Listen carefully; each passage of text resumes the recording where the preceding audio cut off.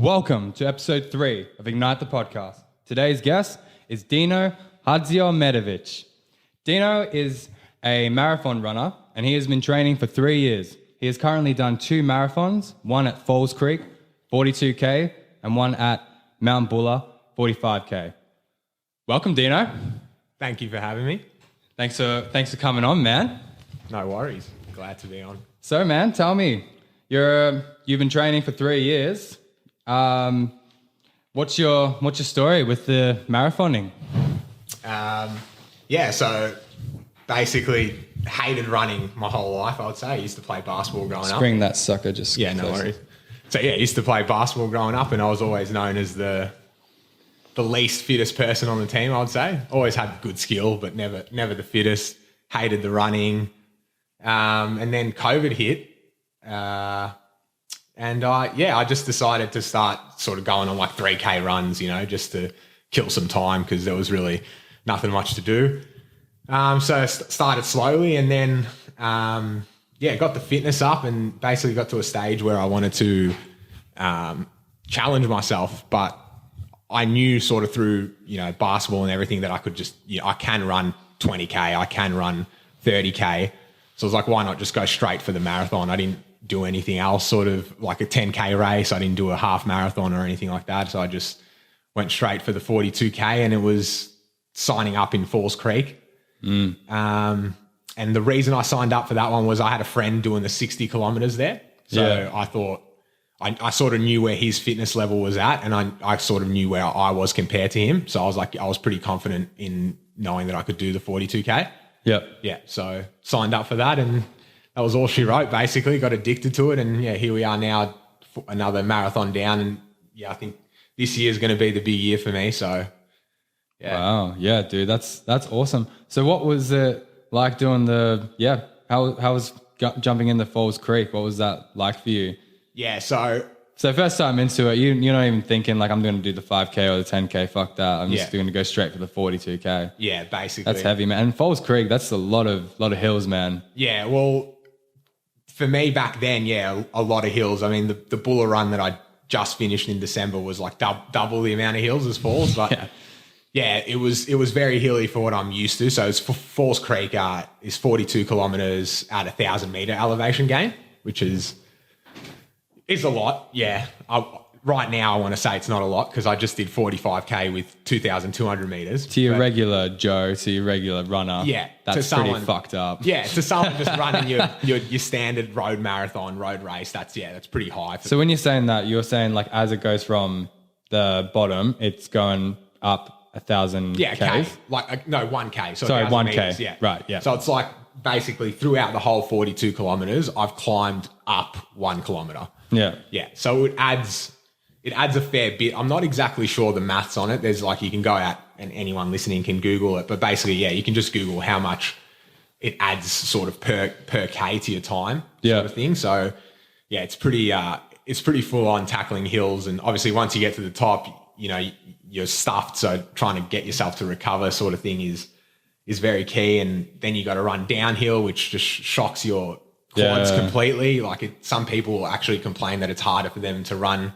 like long distances downhill than uphill because of that reason. So it's heavy impact. Yeah. Do you end up like running backwards or skipping or walking or? Nah, maybe I'll skip sideways when I need a piss. But that's about it. I won't. I won't be skipping much. I'll walk the really steep climbs, like power hike them. Yeah. Yeah, because there's like a level at which if you try to run up it, you're sort of just doing detriment to yourself. Like you're not going to be able to recover in time. Yeah. If it's too steep.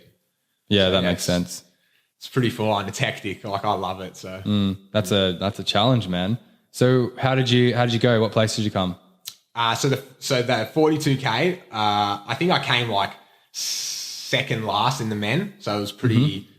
This is your first time doing it. Like I wasn't even. Yeah, I'm guessing that all these other guys have probably been doing it for like 5 or 6 years. Yeah, some of them would be doing it for much longer than that. Yeah, like the people that are winning have been doing it for 10, 15 years. Except for there is this one bloke who's just a freak. But so the first time I did, I wasn't even focused on what place I'm going to come. It was more like can I just bloody finish this thing? Can I actually do 42K? Yeah. So most people freak out about running 10K, let alone 40. Yeah. So it was like the longest run I'd done in training was leading up to it was like maybe I think it was like 3.5 hours or something. So, and I did that run in just under 6. So it was pretty slow pace. Like if you're looking at a marathon, like, you know, a great time for a marathon would be like, you know, sub 3 would be most people's like sort of life goal, like a runner's life goal, hit sub 3 hours on a marathon. So it took me almost twice as long. Yeah. To do what's the definition of a marathon? Like how many Ks? 42.2. 42.2. Yeah, so 42.2, and then technically anything over is classed as an ultra marathon, but in the ultra space, it's technically like 50K mark is when they really attribute that as an ultra. Yeah, so anything over 42.2 is technically an ultra. Yeah. Yeah. Okay. Cool. Yeah. And I went the wrong way in that Falls Creek.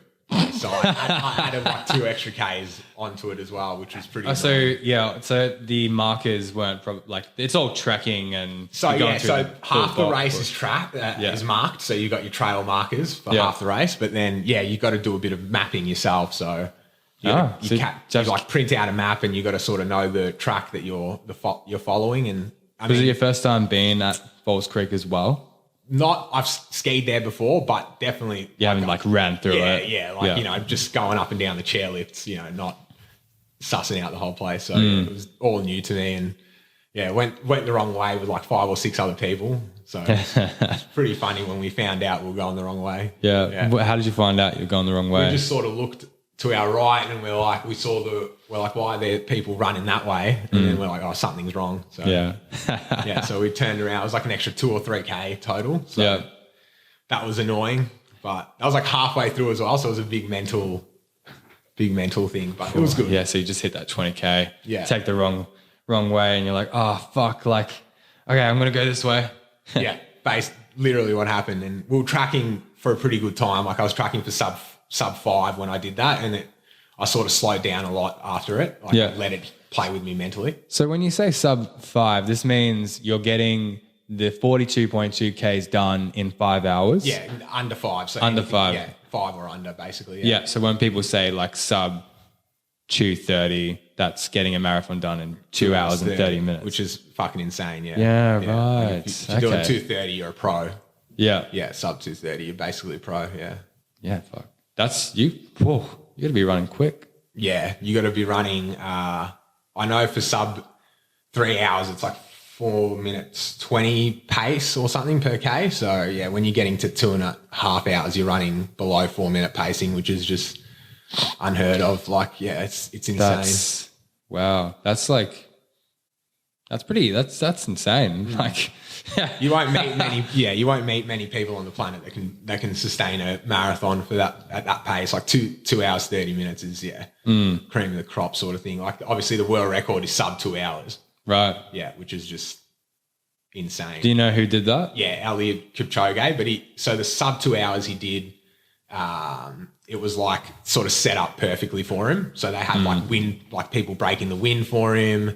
They like breaking the wind. Yeah, so they set up like a V form, like an arrow formation in front of him to like break the wind. So he's running in like that sweet spot where he's not getting any wind. So even if it wasn't a windy day and you're running, you're obviously going to get some sort of breeze that's slowing you down. Well, they pop people in like a V formation to stop that.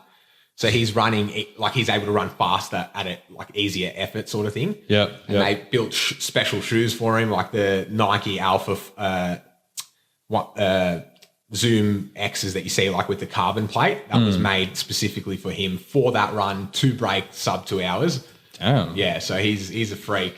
But he had everything set up perfectly. Yeah. So he's the world record holder without that as well. So he. Oh, right. Yeah, so that's fair. Yeah. He just broke his record in Berlin last year. He got 2 hours and 1 minute or something. So he's about like a minute and a half off breaking sub 2 by himself, which is pretty crazy. I don't know if he'll ever be able to do it, but yeah, it's god damn. And so with that race in particular, was it very hilly? Or was it just sort of straight?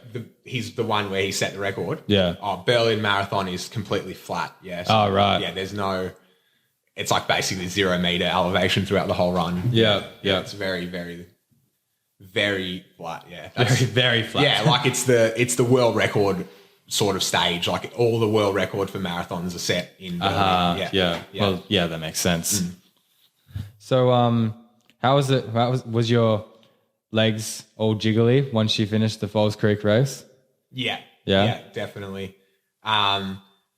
So like the area when you finish Falls Creek, you can sort of hang around this area. There's like this massive staircase to get down to like the change rooms and everything. So it's like the first thing, you want to go have a shower and stuff. So like you have to tackle stairs straight away.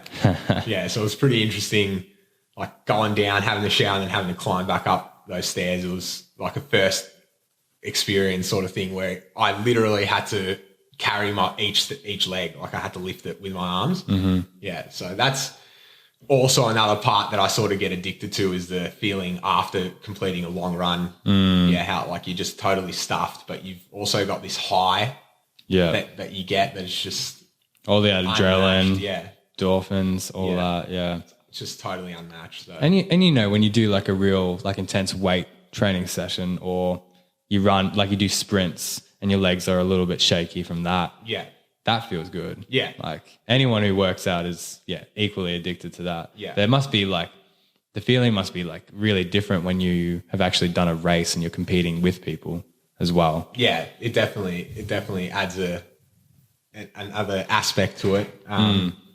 But yeah, like I was speaking about earlier, that's not what motivates me. It's not like racing against the other people. Yeah. Yeah, it's sort of just like racing against myself. And if anything, like seeing other people, beat me and do even like, way better than me, it's sort of like, wow, that's where I can be. Like, if he can do it, I can definitely do it sort of thing. That's how I don't look at it like, I guess maybe when I was younger, I used to be like jealous of those people. And now it's just like, oh no, like it's capable. Like that's possible. He's just done it sort of thing. So you're a bit wiser now, Dino. Yeah, maybe with age. Yeah. No, I like that. I like that a lot. I think it's really healthy as well because I think with anyone in a competitive sport, I think you can get pretty like sick of the feeling of wanting to be better than the people that are better than you. I think that's not healthy. I don't think that's resourceful. And also like, it's like, what's really the point? Is it really just about beating people? Because if that's your main goal, then, you're really doing it for the wrong reasons, I think, and there's always going to be someone better than you. You're going to have an off day. Yeah. Like you're not always going to be the best as well, even when you are on top within a few years, some new up and rising star, new champion's going to rise and beat you. You might have an off day or you might be feeling weak or, or you maybe come second, maybe get injured. Maybe you get injured, all these different factors. And, I think in essence, it's all about, I agree with what you're saying. It's all about beating yourself really, and that the race is for you, it's a game, you're playing a game. It's like being a kid, but it's big kid game. Exactly. Yeah. Yeah. No, I like that. I think it's very wise. Yeah, and I just feel like it's better for the long term. Like it's more sustainable to beat yourself every time rather than focus on beating someone else. Because exactly like you said, you have an off day. It's like I know I'm better than him 9 times out of 10. You're just going to kill yourself over that. Could lead to overtraining and all sorts of other issues down the line. And like I said, injuries and I don't know. I just think you beat yourself, take your time, especially if you're young. Like we are, there's no rush to try to be the best in the next 2-3 years or, it's sort of like I'm in an endurance sport, like 35, 36 is like when everyone's peaking, like 37, 38. Like I've got so much time, man, to be able to do crazy shit. So I'll just do it the right way, train properly, eat properly, sleep properly, recover properly. The whole, I feel like there's too much notion around the world of now, like you got to go above and beyond and like overdo it. Like, like that whole sort of David Goggins mentality sort of thing where you're just pump, pump, pump. And it's like, there's no one's ever talking about the recovery. Like, no, I never hear any of these. Even like, I love Cam Haines. I love him to death. I never hear him talking about, like, the only time he talks about is like when he's getting in the ice bath in the morning. But he's not even talking about that for recovery. Like, that's just another form of him to mentally train himself to be even tougher. And it's like, I'm all for it. Like, I love that sort of mentality. But, you know, there is people out there that are crazy and will just like do all this crazy stuff, but then won't do the recovery parts. And then they get injured or they get sick or, you know, something happens. And then it's sort of like, oh, I was just trying to follow him, or I was trying to, I just feel like there needs to be more emphasis on recovery and how important that is. Out of everything, in training, it's eating and recovering. Like, that's the number one thing. Yeah. Like, I don't know. That's how I feel anyway through everything that I've learned over the last few years. It's just, it's if you're self-motivated, it's easy to go out and do the training. Like, that's the easy part, right? Because that's like, you get your high from there. Like, you know, it's like, all right, if I don't do training today, I'm not going to feel good, you know? But it's like, if I don't eat well, if I don't sleep well, if I don't stretch and do everything that I'm supposed to do, I won't be able to train like this in 2-3 weeks. You know, I'm going to be totally stuffed, muscles sore, tight, lead to injury. Then I'm off for another 2 months. You know, it's just like, there's just, I don't know. I feel like we need more emphasis on the recovery. Yeah. More balance, more balance. I think that's healthy, man. Like, man, I think I totally agree with you. And I like how you went, you're going on this path of like, you know, I'm not trying to be the best right now. Like, I'm just allowing the process to unfold naturally, because I think anyone, I just know this from me, man. Like, you know, I've always had some sort of athletic aspiration. And it's like, I always think, oh, if I'm not, you know, pro within like 3 years, I'm a piece of shit. Yeah. You know, like, and that's just, that hasn't done any good for me whatsoever. You know, all that has done for me is get me injured. And I've been injured like multiple times. Yeah. And, you know, I always end up taking like 3-6 months off, you know, even longer. And then I'm back at square one, you know, and it's a mentality that I'm only really just starting to realize just how important, you know, it really is to allow things just to be, you know, and definitely emphasis on recovery, healing, so that you can, you know, continue on, because that whole go mentality, you know, I don't think David Goggins or Cam Haines like feels really good. You know, I think they're sort of just pushing their body, you know, getting up, like slugging it out, you know. I think, you know, when they obviously have a very clean diet, and I don't know, maybe you hit like a point where you get really fit and then you can kind of just like, I don't know, maybe your body just does recover very well, but I doubt it, man. Like, you know how you feel when you don't stretch or you take like the proper time to, you know, foam roll or get a massage or acupuncture or chiropractor. You know, you feel like dog shit, you know? Yeah. And then you can't even run as fast or for as long or whatever the training is. And I think it's really important, man, to emphasize that, you know, you don't have to be pro within 3-4 years. Like, I'm just like, that to me, man, like really speaks to me, because like, you know, I'm just recently getting into, like I'm taking parkour a lot more seriously with the Spartan race that I'm doing that's coming up. I really want to have like a artistic practice on the side. And I used to be, you know, into parkour, but I was mainly like a break dancer. Now I'm giving up the break dancing and now I'm just focusing on the parkour. And I find myself running into my old fucking problem of like, okay, cool. So I'm going to do, you know, 4 or 5 hours of training per week on the parkour. Then I'm going to be doing the running. Then I'm going to be lifting the weights. And then I'm going to be doing the kickboxing on the side. Yeah. And then, you know, and then I'll like do the maths. Like, so how long does it take to get like, you know, professional at something? And generally speaking, it takes about like 10,000 hours to get like to be a master. I think that's like an old quote I read somewhere anyways. But I was like, I worked it out. I'm like, oh yeah, if I can get like, you know, 2,000 hours this year. And then I was like, maybe I need to add in another hour, you know, because it's not good enough. 2,000 hours in a year is not good enough, you know? And man, that's just so like, it's like you got to enjoy the process. Yeah. You know, and it's like we're fucking. What? How old are you? You're 26, 27. Yeah. Fucking me, man. You know, when we're like, when we're 10 years down the track, you know, I'm 25. Yeah. 10 years later, 35, you 37, you'll be looking back at our years and be like, oh, we were so fucking young. We were children. Yeah. It's like looking back 10 years ago now. It's like, I used to think I was a grown-up when I was 15, you know? Yeah, I was like, you know, smoking ciggies, like sneaking like drinks and smoking weed. And, you know, like I actually thought I had the audacity to call myself an adult back then, you know, because I didn't think I was stupid, you know? And then you realize, oh, wait, yeah, I was pretty stupid. Like, you know, now I'm a lot wiser. But yeah, man, I think that's really good. To be honest, I think I just needed to hear that. Like the audience probably knows all about that, but I'm just like, yeah, so that's good wisdom, man. That's good. I like that.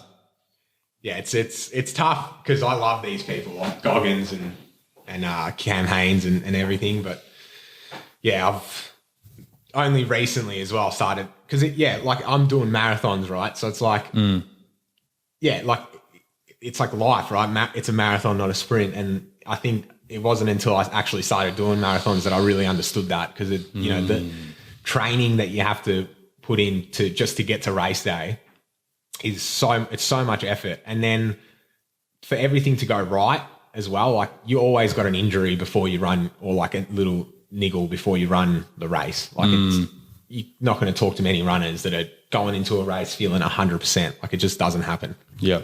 So yeah, for it to all work out and for it all to be good, you can't just go, oh yeah, I'm just going to every training session, I'm going hard. I'm sprinting.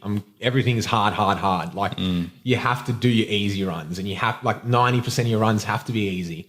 Otherwise you're not going to make it to that race. So it's the same thing in life. Like you can't go hard with everything in life. Like you got to take things easy. Like things, like you said, 2,000 hours a year like that to get to 10,000 hours, that's going to take you 5 years is not that long. It's really not. Yeah, it flies. Yeah. And like to be an expert in something in only 5 years, you know, that's the way, like, I feel like, you know, this has sort of opened up my way of looking at things. Like, instead of going, 2,000 hours a year, that's going to take 5 years. Like 5 years is so long. And like, I look back at 5 years ago, it's gone like that. Like 5 years ago, I was, 22 years old. You know, like, just, I don't know, it just feels like yesterday. Like, I don't feel like that much has changed in the world and everything around me, so I don't know. But I guess we have gone through COVID, so that could also be a load of bullshit. The world has changed a lot. But, like, not to this extent where you got to sprint and try to get everything done within the year. You're not feeling super different. You're a little bit wiser. You're a little bit fitter, but in essence, you still feel like the same, I don't know, the same character. Well, I guess you actually are. But yeah, man, I totally agree with that. Yeah. Yeah. No, it's very wise. I think more people need to hear that. And I always get caught up in like thinking, if I'm not, sponsored and pro before I'm like, before 25, you know, I used to think 25 was like going to be like my peak, I'm really just getting started, to be honest.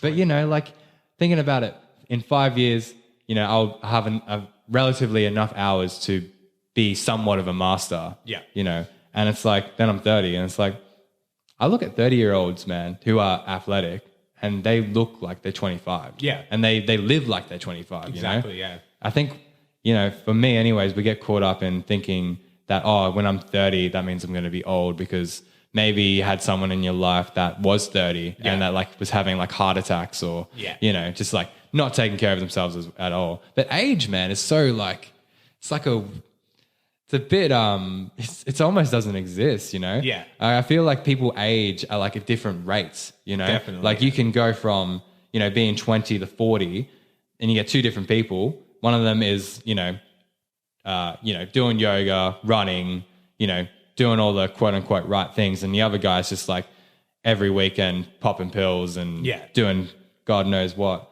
By the time he's 40, he's going to look so much different compared to the other guy. Yeah, exactly. I've seen people who are 70, man, they're doing yoga and they look fucking good. They look like they're 50. Yeah, we should have seen this 77-year-old grandma that ran the Mount Buller race. Like I saw her and I just laughed because you had my parents there, you know, they're thinking, oh, what a crazy thing this is that I'm doing. And then you got Sarah, my partner, who's thinking about doing stuff like this. And she's actually going to do 25K Falls Creek when I do my 42K, cool. which is awesome. Yeah, that's cool, man. So I'm really proud of her for that. But yeah, you got her. Even she was like, after I finished the race, she's like, I saw that 77-year-old woman. I just felt like shit. I'm like, yeah, that's good. Like you should feel like shit. Like you should be that 77-year-old woman running 45K. Like everyone should be doing that. Obviously, you know, if you've got disabilities and you can't run, like obviously you can't run. Some people really just don't want to. Yeah. There might be something else. Yeah. You know? Yeah. The point is like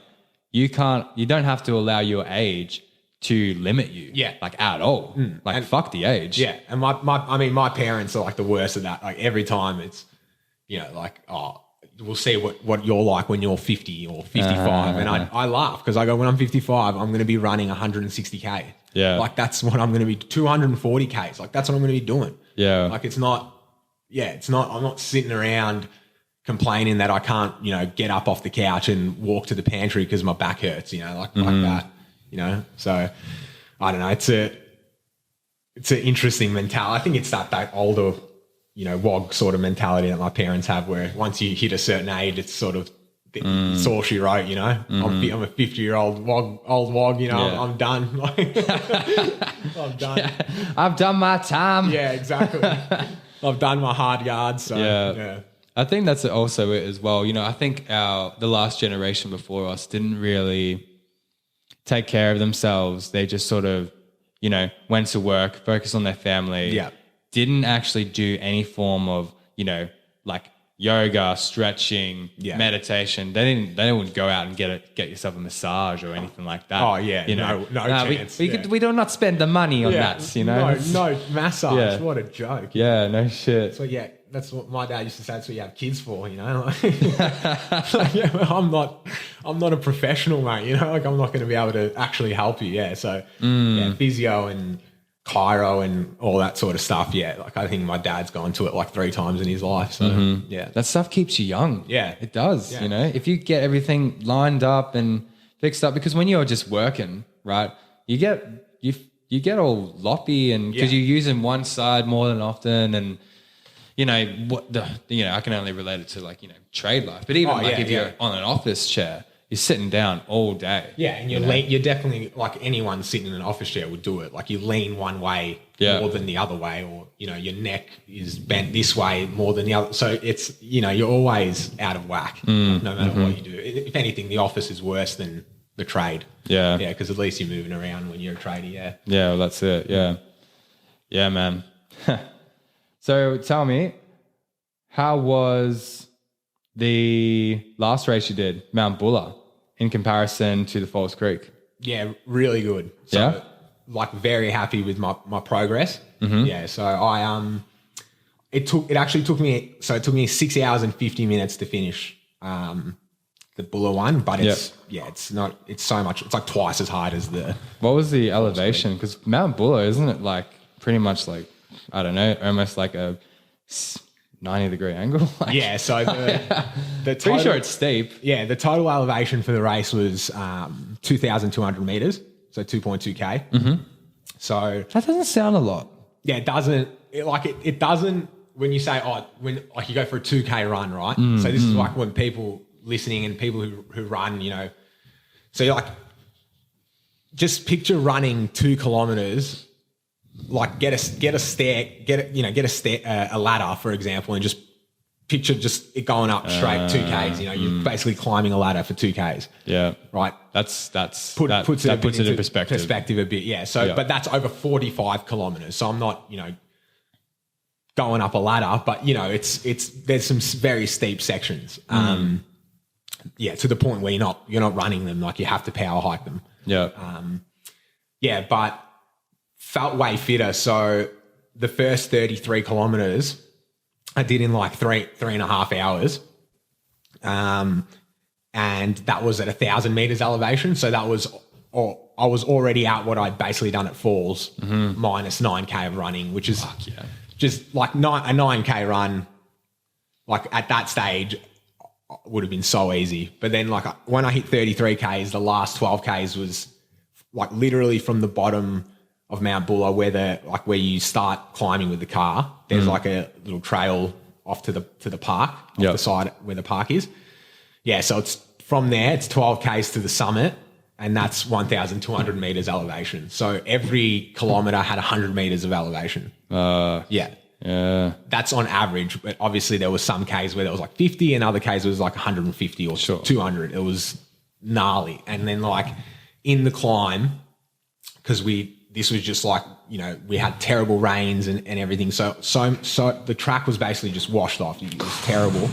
Then the trees, like there was like 50 trees covering the track. So you had to climb over some of these trees and some of them were like, 200-year-old trees that are huge. Like just to get over the base of the tree was a challenge in itself. And at this stage I'm cramping and the tree's hanging off the edge of the mountain. So like if you can picture it, it's like hanging down and I'm having to climb over it. So that like if I was to slide down the tree, I'm going off the edge of the mountain. So there's like this stuff. Did you have to sign a waiver? Like with I think when you do it at the start. I don't read it. I don't read. Oh you're gonna be fine, man. Like, you're conscious and not dumb. Like but there was a point where fuck, that's scary though. Climbing over that big tree where I've stuck my leg over, to sort of saddle it and my groin has just cramped. So I'm now stuck on the tree cramping in an awkward position where I can't straighten my legs or anything. And I'm starting to slide down the tree. So I'm like, shit. So I've like rolled myself over almost and just thrown myself onto the track because I'm like, I'm not dying today. So that was like that was probably the most intense moment, even though it's got nothing to do with running. Dude, that's scary though. It was that I was thinking to myself, I don't know how they allowed this to happen to go through, but obviously they don't care. So no, they thought it was safe enough, I guess. Yeah. Well, they said they had people that walked the trail beforehand to make sure it was safe enough and they deemed it safe enough. So guess they didn't run 33K before they walked it. So. Yeah, that's it. But so I was very, very happy with that. And got to the top of the summit and then ran there was like 3K downhill. So I was still able to run and like push myself down the hill after I'd done like 42K. Yeah. So I was very impressed with where my fitness was. I was just like, you want to get it even fitter to the point where I can just run basically up the hill the whole time. Obviously the really steep points, you're always going to power hike, but it's exciting, man. Like I'm very happy with where I am and I'm keen for the next race because I was meant to run the Falls Creek one again instead of, that's right. But it got cancelled because of the landslides. So I decided to do this one. But Falls Creek is happening again in April and I want to like totally annihilate my old time. Is it still going to be the 42? Yeah. It'll be my last. So this is why I'm like really excited about this year. So that'll be my like last, marathon distance. And then the rest is I'm just going for ultra marathons. So I'll go, the next distance will be like 50 to 60K. Yeah. And then I'll go 100K. And then, basically by next year, I want to be doing my first 160K. And then eventually do you know where you're going to be doing that? So I'll be doing all of that will be at Falls. So I'll do, because this year there's going to be 2 races at Falls because of last year's getting cancelled. So there'll be one in April and then one at the end of the year in November. So I'll do 42K in April and then my plan is to do the 60K in November. And then next year I'll do 100K early on in the year and 160K probably like mid-year or later on in the year. God damn. Yeah. With the big goal is there's a race called Coast to Cozzy. Coast to Cozzy. Yeah. So it's 240 kilometres. So you run in New South Wales, run from the coast. So from the beach, you start at the beach and you run to the top of Mount Kosciuszko and that's where you end. You end by summiting Kosciuszko. Yeah. So, right. Yeah, it's really, really cool. And they got, when you complete it, you get for first time, you have to get invited to it. So that's what's cool. That's what's like exclusive. That's cool. I like that. So you have to prove yourself in other events and show that you can run like long distances. You have to do a few in a certain time frame to prove that you're able to cover that distance. Yeah. Then they invite you. And then if you finish, you get a free a Cobra with like a Coast to Cozzy pin on it. Whoa. Yeah, so I was like, because I've been wanting a Cobra for a little while now, but I was like, I'm not going to buy one. This is how I'm going to earn mine. Like I'm not. Yeah, dude, so I just want to have one that like sits with me forever. And everyone's like, oh, where'd you get that one from? And you got a cool story about your hat. So fuck, that's awesome. I really like that whole, exclusiveness, because it gives you a sense of like, oh yeah, I've really worked to be here. Yeah. That's awesome, man. That's very exciting. Thank you. Yeah.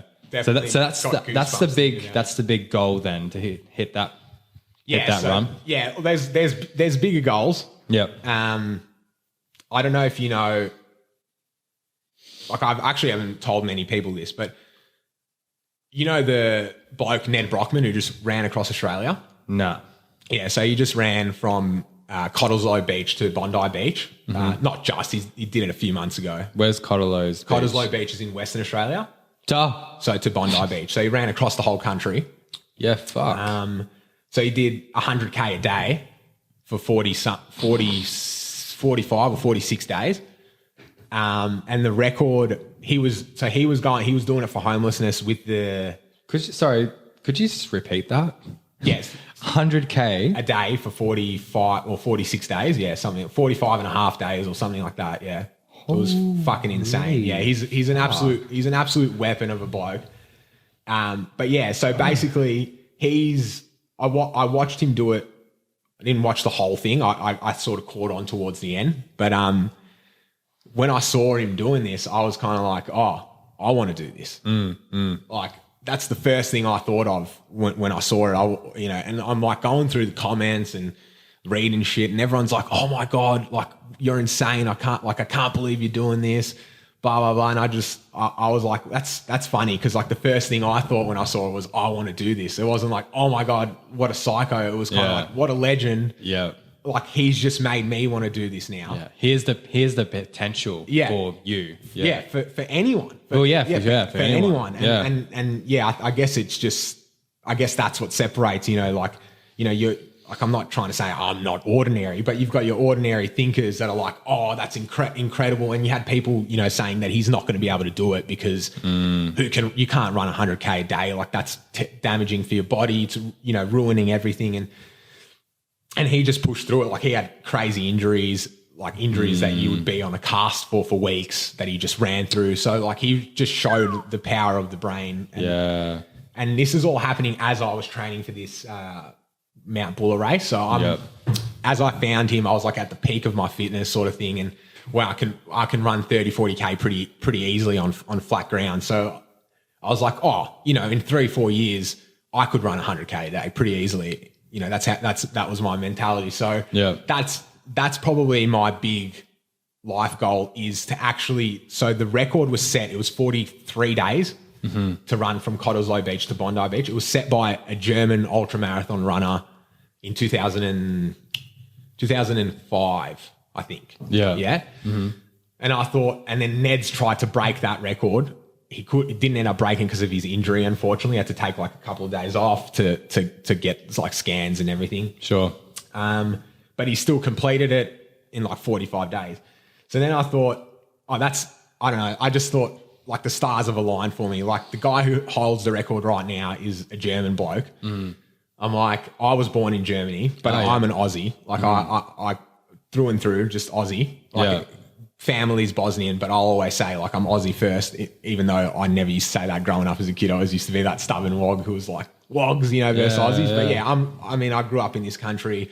I love it. So I want to fucking bring back the record to Australia. Like, fucking this German bloke has it. Like, stuff that. Like, I want to bring it back. I want the Aussies to have it. So I thought, what a great thing. Like a German-born Aussie now is going to, reclaim the title. I just thought it was funny. That's cool. And so, so I was like, well, he's inspired me. So, like Ned's been a huge inspiration to sort of like not stop at just like a 240K race. Like, you like set the bar even higher sort of thing. So, I've only told Sarah and like my parents and her parents. I haven't really told anyone else about this. So I guess it's the first exclusive announcement. Announcing it on the podcast, man. Yeah, so it's an honor.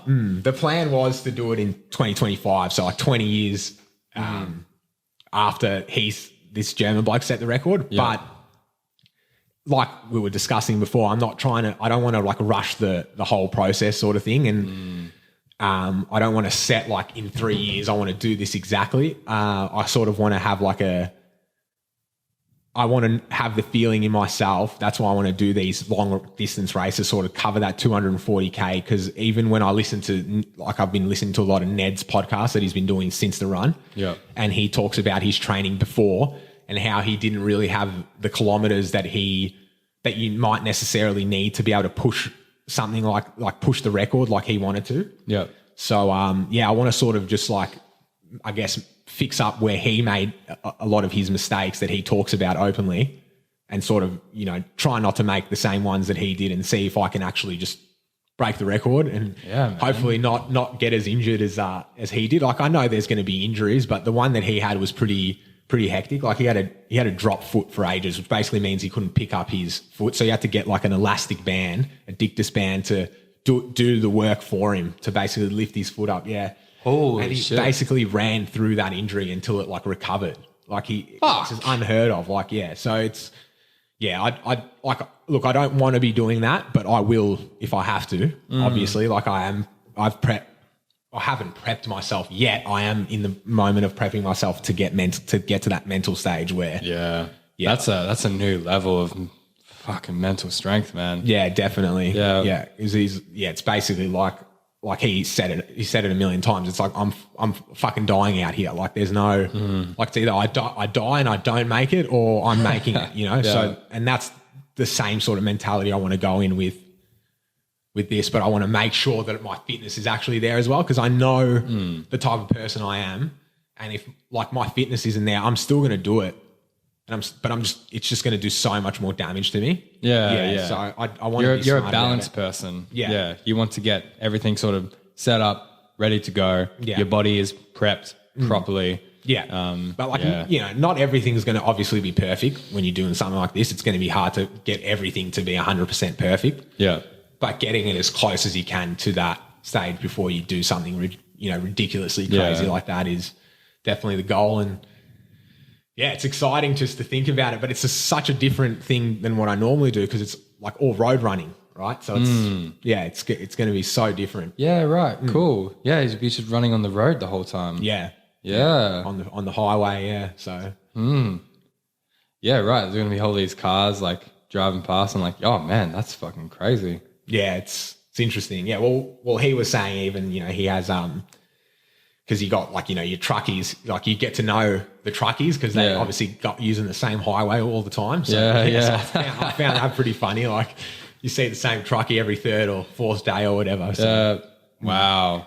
It's pretty exciting when I think about it. But there's so many mini goals along the way that I'm also focused on because I feel like I've sort of set it up to if I hit all these mini goals, then I know I can do this. Yeah. Yeah. So as long as I focus on all like the goals one by one, the big goal will be hit. Yeah. Which is I've set it up like that on purpose. So I'm not like we were talking about this before, you're not overlooking anything, like I'm not just thinking about that run across Australia. Like I want to focus on the Falls Creek run that's coming up and then the next run after that and so forth. So it's the best way to do it, man. Just focus one thing at a time and enjoy the process, man. Yeah. Just live it. Yeah. It's cool, man. Like, when you're on your deathbed, man, you're probably going to be thinking about those runs, Yeah. And like all those wins, all those losses. You're going to be thinking about the injuries, the process of how it came from you starting marathon running to like the personality change that came with it and the wisdom that came from it. And yeah, man, like, we're all going to die someday. And I think it's all about just living in the moment. And yeah, man, I love that. Yeah. Love that. It's inspiring to me. It gives me energy hearing you talk about this. It's cool. No, that's awesome. Yeah. That's sort of as well what I want from it. Like, if I can have opportunities like this where you get to talk to people and just motivate them to you don't have to do what I'm doing, but just, just in your life, like whatever you're doing, just like go that extra step, you know, like, you know, really, you know, because, yeah, like I know we're talking about don't push yourself too hard, but, you know, there is a lot of people that don't push themselves at all and they never get to, you know, see the potential that they have. So, yeah, it doesn't have to be with running. It can be with your business or anything in life. But, yeah, just go that extra mile if that's what you really want, you know. Live the life to the fullest. Yeah. Really. Yeah. Some people don't even understand their physical potential, you know. Yeah. Like I've always had that mindset of, you sure you don't want some tea? No, I'm good. Thank you. I've always had that. I've always been able to tap into that beast inside you that just allows you to push past your body. Yeah. Always had that. But some people really have never even tasted that sort of energy, you'd say. Yeah, and I think that's, I don't know, I think it's character building to taste it. Yeah, definitely. I think you don't know what being alive really means until you've sort of pushed these physical boundaries. I mean, like obviously not everything in life is physical, but you know, a strong body, like it's hard for your mind not to follow suit. You know, you got a strong body. It's very hard for your mind not to be strong as well, because you can't get your strong body without a strong mind. Right. So it's all related. Yeah. It's very, very related. That's the cool thing about it as well, you know. And I guess, you know, I used to get that when I was, you know, more into weightlifting and stuff as well. Like you sort of realize what you can do and then, you got no limits sort of thing, which is, you know, it's funny how it works, because then you'll feel like this, but I'll go outside and I'll try and do something and I'll put limits on myself. Yeah. You know what I mean? So we're all wired like that. Yeah. Yeah. It's just, I guess it's just being aware that you are putting those limits on yourself and maybe trying to talk yourself out of those limits. Yeah. Well, some days you really don't have those limits. Yeah. And some days you do. Yeah. That's sometimes it's also good to listen to that, you know, that person in the back of your mind telling you like, maybe I shouldn't be lifting this thing. Maybe it's a bit too much, you know? Yeah. I got that a lot when I was younger, you know, because I always, you know, I've never been really, what would you say? Like, you know, people wouldn't call me wise when I was younger. Yeah. They wouldn't call me like intelligent either. Like I was just like a crazy ADHD kid that was willing to sort of do anything like physical, you know, daredevil type dude, you know? Yeah. I remember running on the roofs and, you know, jumping over buildings and stuff like that when I was like bloody like 11, man. You know, me and my mates, we used to do that all the time at like the high schools. Yeah. And, you know, and I always was like the, you know, the quote unquote, the craziest one. And I remember there being like a couple of jumps where like I really, you know, I was about to go and like it was, you know, like 3 stories. Like, you know, like ridiculous. I was about to, and I remember about to jump and then thinking like it's not worth it. Yeah. It's not worth to make myself feel like I am the craziest baddest. And I remember just walking away being a little bit ashamed, but also being like, at least I didn't break a leg, you know? Yeah. And there's been a couple of times where I've jumped off, right? And then my mates followed and then they like broke the ankle or something like that, you know? Yeah. Like they were just like unlucky. Yeah. You know? Yeah. And yeah, it's like, you know, sometimes it's good to listen to that limiting belief, you know, because that's wisdom, you know? Yeah. I call that thing hesitation. Yeah. So I think like I have a general rule of thumb, and I think you've technically applied it to that, to that scenario, but like when I'm driving a car, and you know, when you're thinking, you got to turn, you know, across the main highway or whatever. Yeah. My general rule of thumb is if I hesitate, I don't go. Like, so if I've got that hesitation in me, I'm like, I don't think I can make that, I don't go. Whereas I know that people are like, can I make it? I can't yet. And then they go, you know, sort of thing. Yeah. So I think that's sort of similar to like what you've done there without even knowing. Like you're sort of like, I am crazy, I do this, but then it's like, there's hesitation now. I'm not going to do it, you know? Yeah. And I think you're right. Like listening to yourself in those moments where it's kind of like your instinct speaking to you. Right? Yeah. It's like you sort of have a feeling like don't do that. Yeah. Don't do that now. Yeah.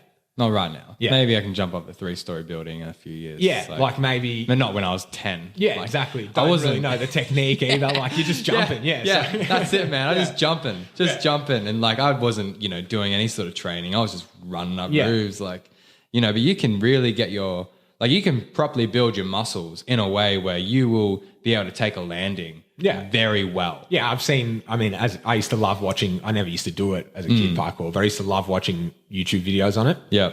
And I've seen ones where people are jumping from like high rise to high rise sort of thing. Yeah. And it's like, it's more than 3 stories. And, he's landing and rolling and jumping back up and still sprinting. And I'm thinking, mate, that would break anyone's leg. But obviously this guy knows the technique. So yeah, it's really cool what the human body can do. Yeah. Man, human potential, dude. Yeah. We're only just touching it, I think, where I think we're just scraping it in this new era that we find ourselves in. We're just scraping it. And I think, our kids and their kids, I think, honestly, they're probably going to surpass us tenfold, easily. Easily.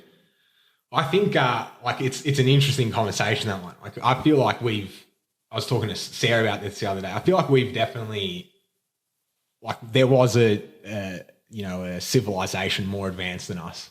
I feel like we've digressed, because I'm like I just look at, the pyramids are always the first example that you use of this. Yeah.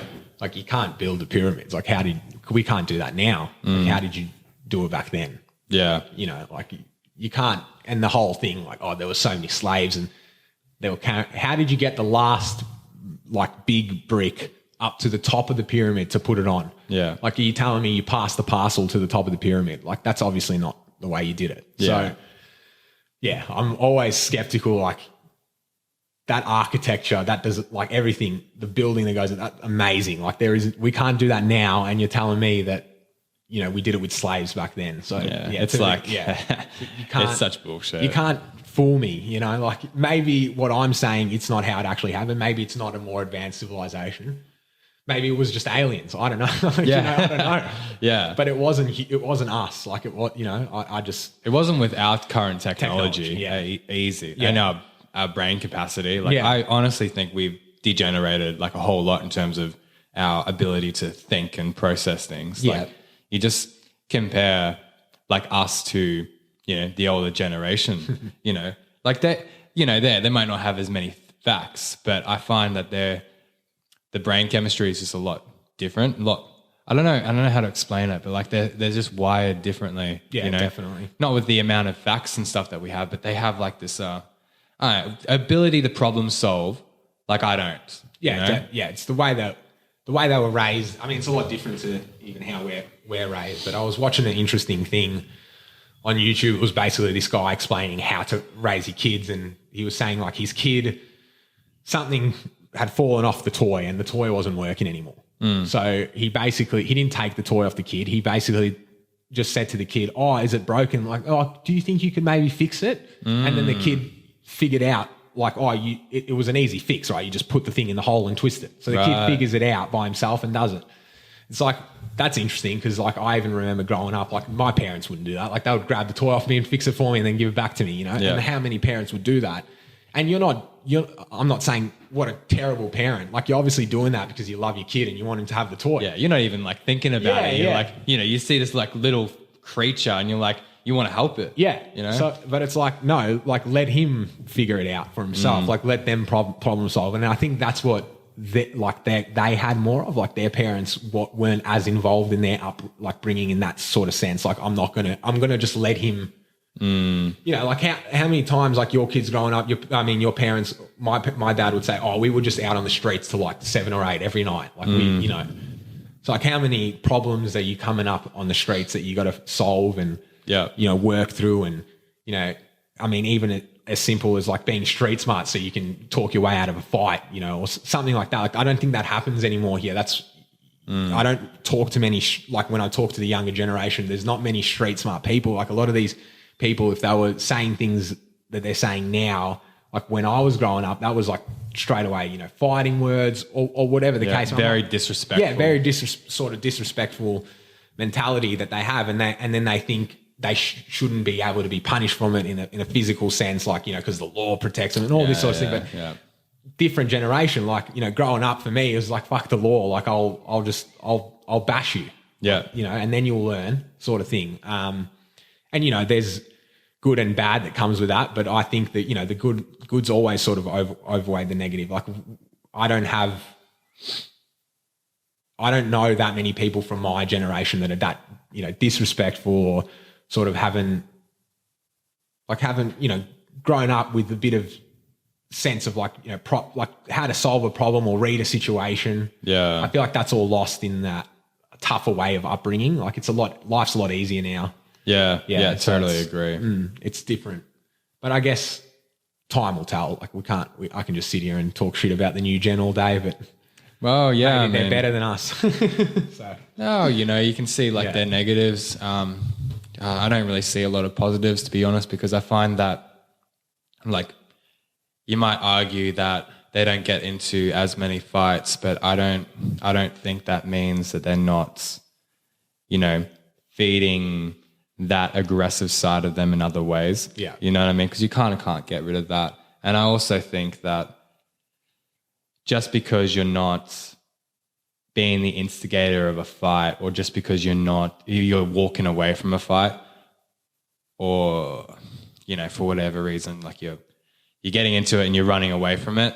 Like, I don't think that's like wise or good for anyone, because you need to be able to stick up for yourself. You need to take responsibility for your actions as well. So if you're being a fuckhead, and then someone comes up to you and says like, hey, pull your head in, bro. Otherwise I'm going to beat the shit out of you, or someone worse than me is going to beat the shit out of you. Yeah. You need to sort of learn that, Yeah. And that is why you need to be respectful. But when you're just on your phone living in the Matrix world all the time, and then, someone bumps you, and then, you'll say something like pretty harsh, and then they slap you across the face, and then you just cry. Yeah. And then just like go off to, big daddy government and say, oh, police officer, this person abused me. Yeah. It's like assaulted me. Yes. He slapped me in the head, and that's not good for anyone. Yeah. It's not even good for the person that called assault. Yeah. Because what's going to happen when that police officer is not there, or like when someone's not around? Yeah. Like, you know what I mean? Like,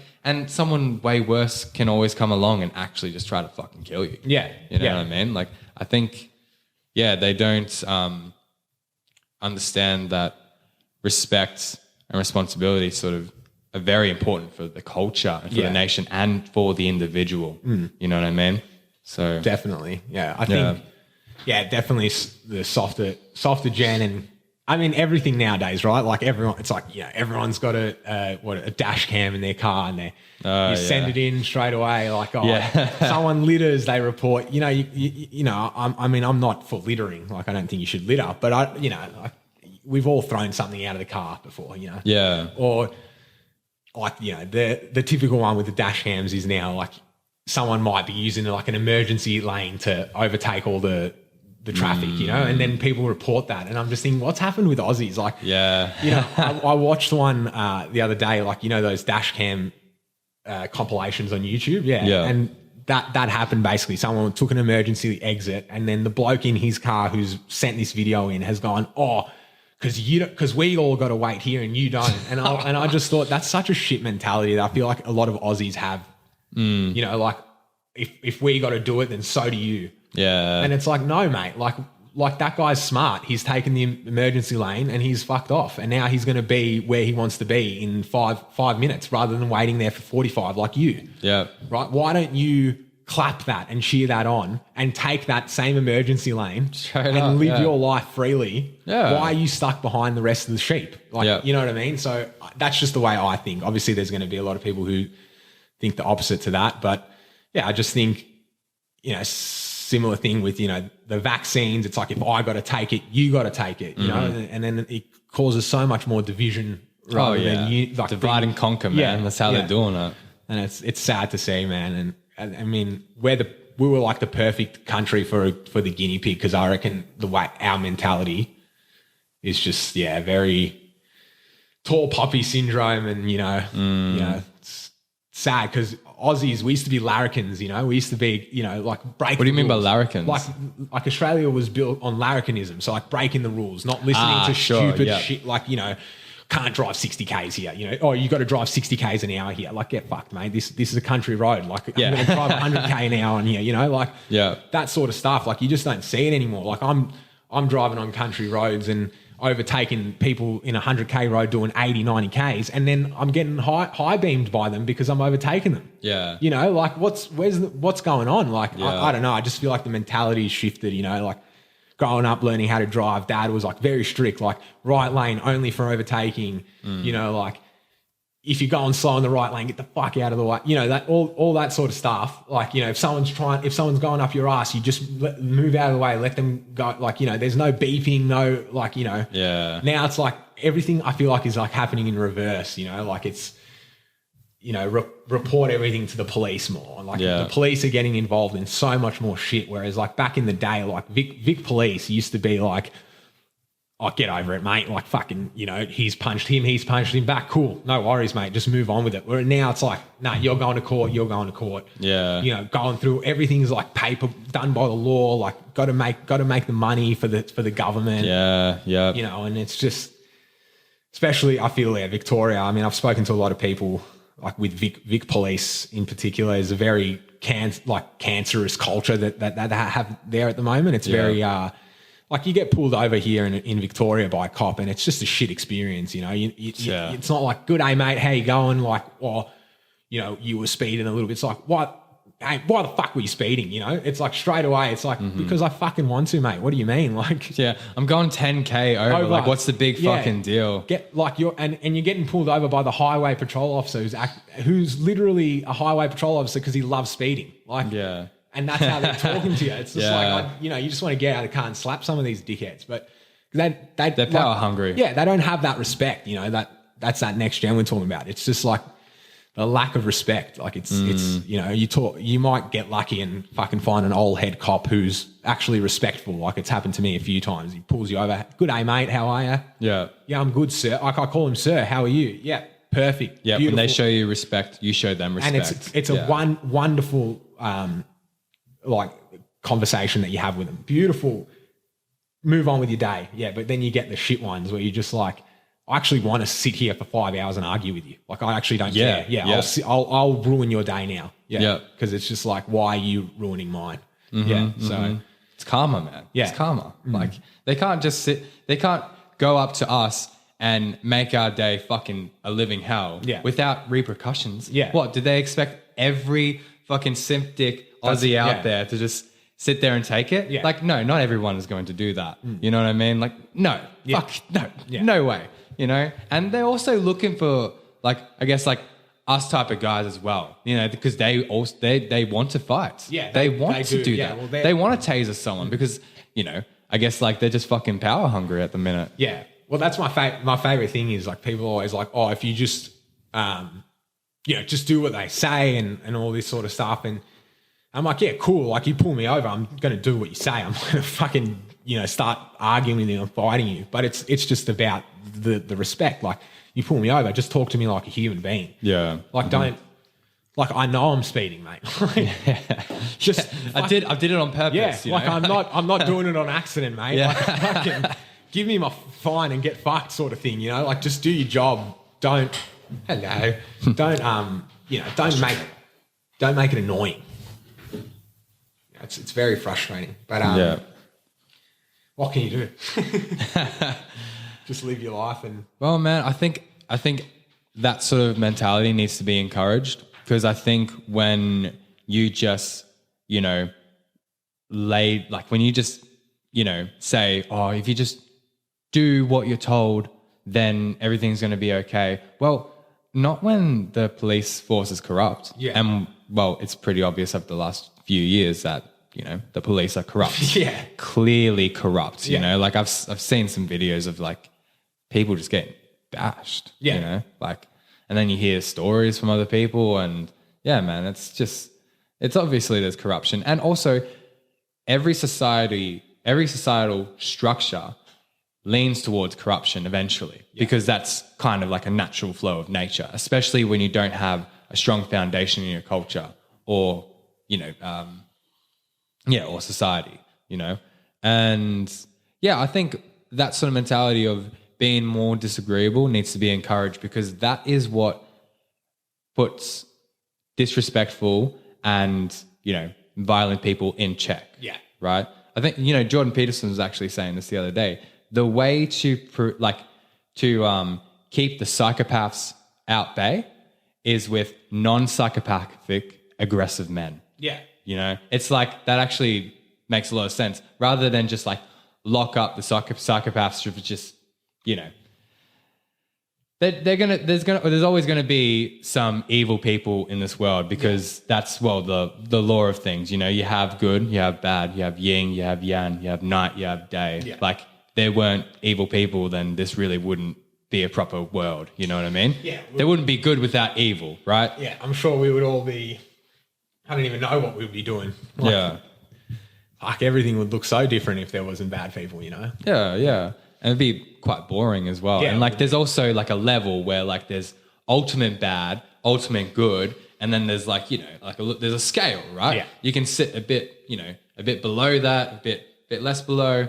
But yeah, the way to combat psychopathic men and totalitarianism is with non-psychopathic men who are aggressive and have their shit together, but are not afraid of a fight. Yeah, they can control their aggression. Yeah. And if more men were like that in Victoria, then we wouldn't have seen such a harsh lockdown as we did see. You know, I think the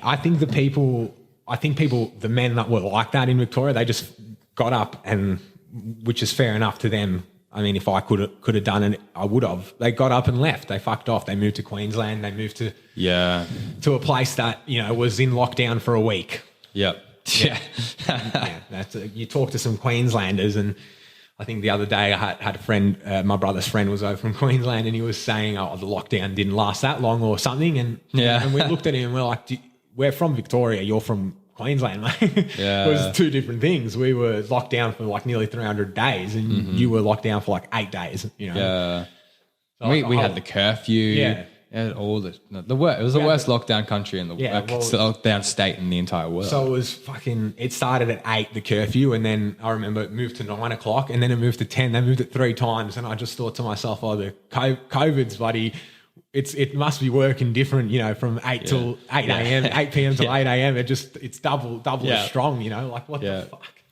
Yeah. It's stupid as well. You know, anyone with their head screwed on even just slightly would have been able to see the ridiculousness behind it, you know? Yeah, and the craziness about it all is these are the people that are making the decisions to run the state and the country. And that's how stupid the decisions are. So it's like, I don't know, if anything, the last like 3 or 4 years just showed me like you don't have to be smart to be a successful person. Yeah. Like you could actually be the dumbest cunt in the world, but you just, you know, just be consistent and be lucky, I guess. Consistently dumb, I guess. Yeah. Yeah. It's just, I mean, pay the right people as well. Yeah, there is literally you cannot, logically explain why there was a curfew, right? And there was one. Yeah. It's just like, how is that possible? You know, or can't, and that's just one thing, one little thing. Like you can't even logically explain how masks work. Yeah. You can't even logically explain that the vaccine works, you know? So it's like, I don't know, man. Yeah. And with everything coming out now, it's pretty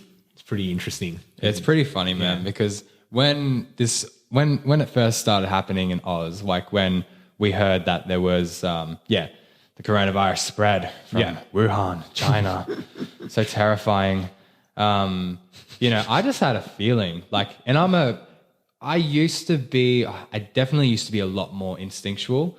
These days I use a lot more of my logic. Yeah. But, you know, I remember just like talking to Nicola, my girlfriend, and I said to her, I'm like, oh, well, you know, she's talking about like how there's like sanitization in her work now and all this stuff. And I was just like, don't you just think that's dumb? Yeah. You know, like it just there's something in my gut that was like, something is just off. Yeah. And, you know, I was sort of saying from like day dot, like, I don't really think this is anything to be concerned of. Yeah. You know, and I'm also like, you know, and then there's the argument, oh, what if you're unhealthy? What if you're fat? Well, fucking hell! Like, take responsibility of yourself. Not my, you know? like I love all people. Like, you know, I love all people, but yeah, if you're fat and unhealthy and you're going to die to a virus, like I'm not staying home because of that. Like, yeah. Like that should mean that you should stay home and that I get to go out, you know, and live my life. And that was perfect example of the first thing that was said was, oh, what about your grandma? Yeah. You know, I had all my friends saying, oh, it's right. It's all good to say this, but we care about our grandmas. And I remember laughing, going, "What? And I don't love my grandma? Like, you think I just want her to die? Like, no, like."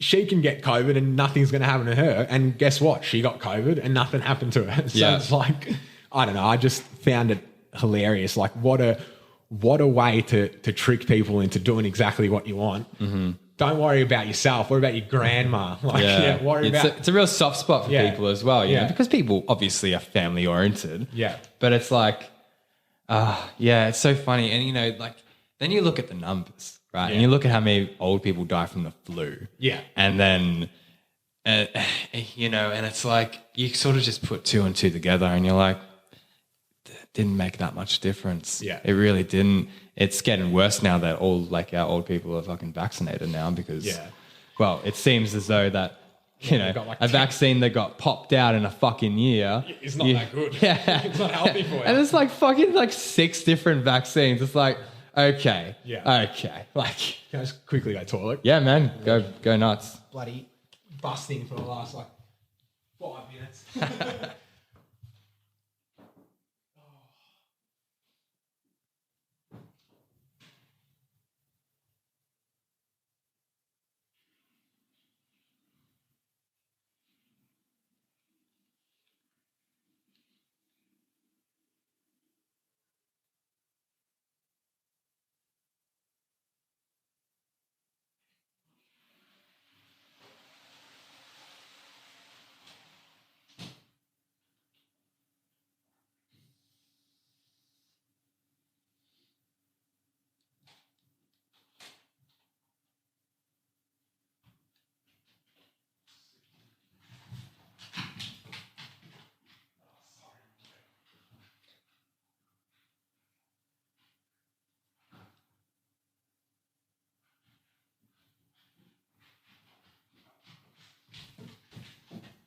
I'm sorry. I didn't mean to get you all excited. Astro, over there. Sit. Yeah, sorry about that. Don't be, man. This is a very like laid back podcast. Like it's very kind of it's very similar to that, like that old Joe Rogan style, you know, like just casual. You know, talk about whatever they want, swear, talk about political correctness, say fucking whatever whatever word comes to your head, you know. Yeah, I said cunt before, so if you want to take that out, you can. No, I'm not doing that. I'm not all about that. Like my slogan on the website, I don't know if you've seen it yet, but it's fuck censorship, let's talk. Awesome. Oh, sorry, it's ignite the will of fire, fuck censorship, let's talk. Awesome. Yeah. That's what I'm all about. That's what this is all about, man. And that's why I wanted my own website as well. Yeah. For if stuff does get censored, I'm just gonna be like, whatever. I'm still have all my shit on the website, you know. Astro, please go away. Please go away. Yeah, man. Anyways, let's get back to the marathon running. Yeah. It's funny.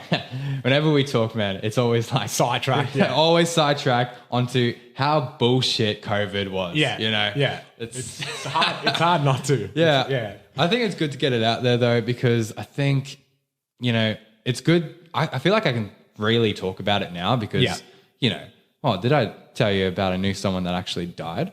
No. He died in his sleep. He got 4 jabs. Really? 4 months later, he just died. Yeah. Fuck, yeah. Cunt was 58, 57. Tradie. I worked with him for like 5 months and he was healthy, man. Like he didn't smoke or he, you know, had some whiskey on the weekend or whatever. But fucking first time I ever heard of someone relatively healthy just dying in their sleep, you know. It's like, it's fucking sad, man. He had an 8-year-old kid, you know, and like 2 other kids that were in their 20s, and he didn't want to get it either, you know, but he did. He did because, you know, most people did. Yeah. And yeah, man, his wife had to wake him up, like try to wake him up. Fuck. And yeah, imagine that, like just waking up. And you know why we know that it was vaccine injury? Doctors told us. Wow. Yeah. Yeah. Yeah. I was going to say, like, there's the amount of stories that I've heard, like, you know, very similar to that, but then it's not never going to be counted as a vaccine injury because they just don't, like, they don't accept it. You know, it's crazy. Yeah. Like, you're not going to find it online or like, you know, not in like the official places to find, but man, just even like looking at the real world, man, like a lot of people have told me like, oh yeah, I know like 7 people have just died of a heart attack. It's like, fucking, it's terrible, man. It's sad. It's really sad because most people didn't want to get it and they felt like they had to. Yeah. And I think this is all just like a learning curve for us as a nation to, I don't know, I guess like bring back that old way of, you know, responsibility, take care of yourself. Yeah. And fuck you, government. Yeah. You know, like if you're telling us to do something dumb, then no, we're just not doing it. We're not going to do dumb shit, you know? We use our brain. Ultimate responsibility. I think, and I think a lot of people like on sort of the other, that sit on the other side to us are like, oh, these types of people, they're just always anti-government, anti-this. It's like, look, I am mainly anti-government, but it's not like I'll sit here and tell you when they've done good as well. Like I'm not just like, they're all shit. Like we live in a beautiful country. Yeah. And, you know, part of that reason is our government. Like the way we do things is so different to America and to all these other countries that I don't want to live in. You know, so we do good things here. It's just like, I don't want it to be ruined, you know? Like I want to preserve this country, you know? Yeah. I don't want it to turn into like another America or China. Yeah, or China, which is more so where we're heading, which is fucking scarier. Yeah. So, I don't know, it's a challenging thing to not talk about. You know, it's hard not to talk about it, Yeah, man. It just comes up, you know. It's all in our like fabricated in our lives now. Yeah. You know, and everyone's dealing with it in different ways. And people have changed careers. Like, you know, I went from being full-time dancer / stuntman to now I'm pretty much full, like I was a carpenter. Yeah. Like I was doing the apprenticeship, but then the mandates happened. So I just had to adapt and just went straight into gardening after that. Because, you know, what you're never going to get like people coming to your work if you're a gardener, like because like you always work in different little sort of places. As a carpenter, like if you're working in Pakenham and like all those estates, I'm pretty sure those people got checked. But like up in the Yarra Valley, man, like no one got fucking checked. Like it was all just fucking mind games, all that shit. Yeah, I mean, I've had heaps of mates with like fakies and stuff, and no, like all my tradie mates were basically had fakies. Or I'd had one guy who paid like a junkie from Richmond to actually take the jabs. For him. So he just gave him his Medicare card and. Holy shit, really? Yeah, because they didn't check your IDs. So like if you went into the vaccine center, like, you know, the big vaccine centers they had. So like you'd go in and you just show your Medicare card. You don't actually have to show your ID or anything. So you just pay like I know a lot of people who do that. Damn. Them junkies been making money. Yeah, well, some of them making bank. Some of these junkies would have had like 15, 16 jabs, mate. Because you know what I mean? Like, because they're just going, I'll take as many as, like, I don't care, fuck it. I'll take as many as I want. Give me $1,000 per jab, you know, something like that. So they're making like 20K and taking 20 jabs, you know. So they're probably dead now. Yeah, well, who knows? Probably, and then they just claim it as a heroin overdose. So it works well for the government. It's like, who knows, you know, like, fuck. Damn. I don't know if that part's true, by the way. I don't actually. How can you know? How can you know? Claim it as a heroin overdose. But I definitely know a few people who paid people to do it, which is cool because it's like they got the legit one. You know, they could they can go to America and everything. Yeah, because the state still has you need to travel to America. You still need to be vaccinated. Do you actually? Yeah, so they've still got because of Joe Biden. Fuck. Yeah, so you can. Yeah, right. You don't have to do that for Europe. No, you don't have to do that for basically everywhere around the world except for America. Yeah, that's strange. Considering America is, you know, all about liberty and freedom. Yeah, well, I'm sure if Trump was still in, that wouldn't be the case. Yeah, totally I'm sure agree. he wouldn't. Yeah, so it's interesting. Yeah. So, all right. So we talked about inspirations. We talked about your marathon running, your goals. Talked about how your first race was. Yeah, we nearly like knocked off all of it. Let's get to training, man. So tell the fun stuff. Yeah, so let's talk about training, dude. Like I wanna listen to this. So what's your I don't know? How do you train? Tell us the story. What do you mean? Like so okay. So like you told me you do like a 16-week prep sort of thing. Yeah. So when you're in 12, about 12 to 16 weeks. Yeah. So you try to. That's when you're running hard, or training harder than what you do in off season.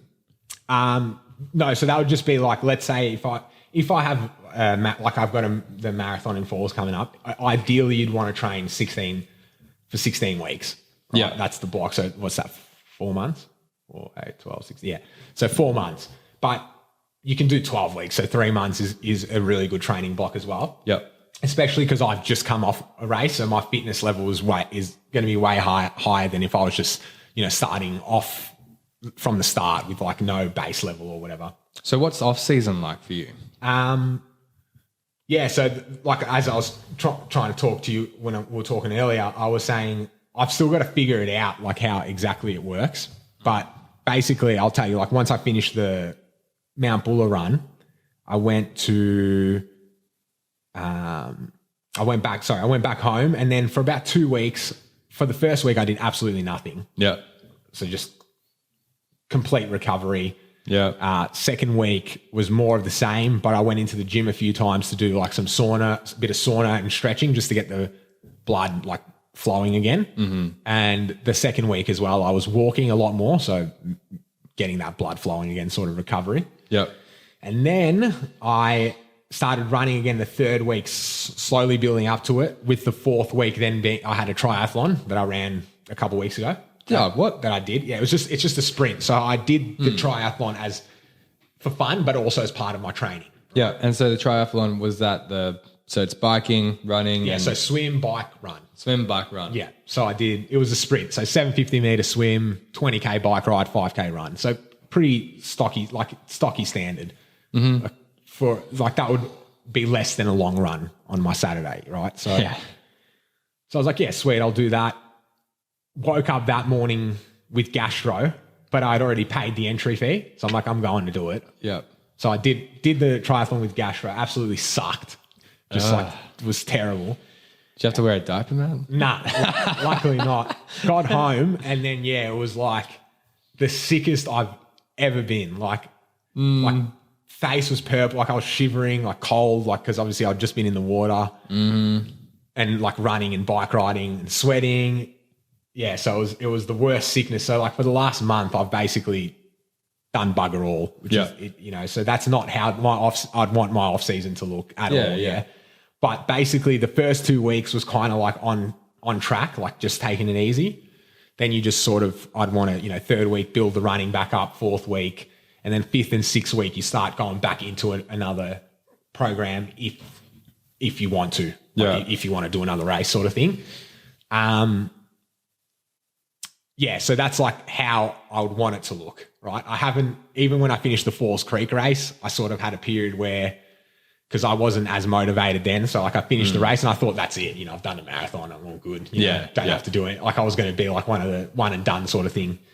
But then, got back into it. So I've, like when I say I've been running 3 years, it's, 3 years, but it's not like, intensely, focusing. I think if anything, it's been the last sort of 6 to 8 months that I've really taken it seriously, much more seriously, and really wanted to explore what I can really do. So I'm still learning so much about training, specifically training. It's so hard. Like even there's so many different ways to train, man. Yeah. Everyone's got an opinion. Yeah, it's crazy. Yeah, right? Like, and there could be two guys at the top of their game and they train completely differently. And you're just like, what the fuck? So, so how does the ideal sort of off-season training look like for you? So you're running, Monday, Tuesday, Wednesday, Thursday, Friday, Saturday, Sunday. Take us throughout your week. Okay, yeah. So like off-season, I'd probably just look to run like, minimum 4 times a week, but they're just very easy runs. Like you might do one hard run on during the off-season, keep your speed up and everything. Yep.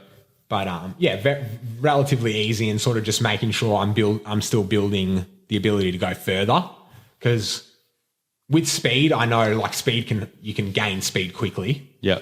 Over a period, like when you do sprint sessions, you gain your speed pretty quickly, but it's those long sort of endurance runs that you can't cheat on. You just got to run, right? So I focus more on those in the off season, and then when it's the training block comes in, that's when all the speed sessions will come in. And yeah, I'll do a lot more weightlifting as well in the off season. So a lot more strength training. Yep. Make sure the tendons and everything is sort of getting back to how they were before the marathon, and it's prehab. Really, it's just prehab. So I'm preventing all the injuries that can come from the training block. Mm-hmm. Yeah. And then once the training block starts, that's when the off season's fun because I just make it up sort of there's obviously some sort of structure, but you sort of make it up as you go. And if you miss a day, you don't feel as bad. Yeah. So like, it's kind of nice to be able to be a bit lazy for like a month or two after a race. Yeah. No, that's good, man. That's the balance thing that we were talking about before. Yeah. So you're lifting about what, 2-3 times in the off season? I'll probably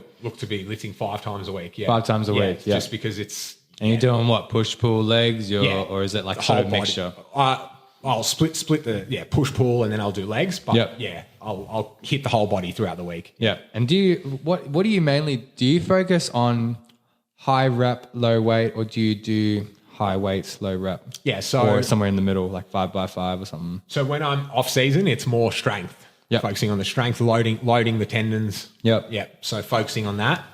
When it's like training block, it'll go in 3 phases. So there'll be like there'll be the initial stage where it's kind of like a mix of strength and hypertrophy. Yep.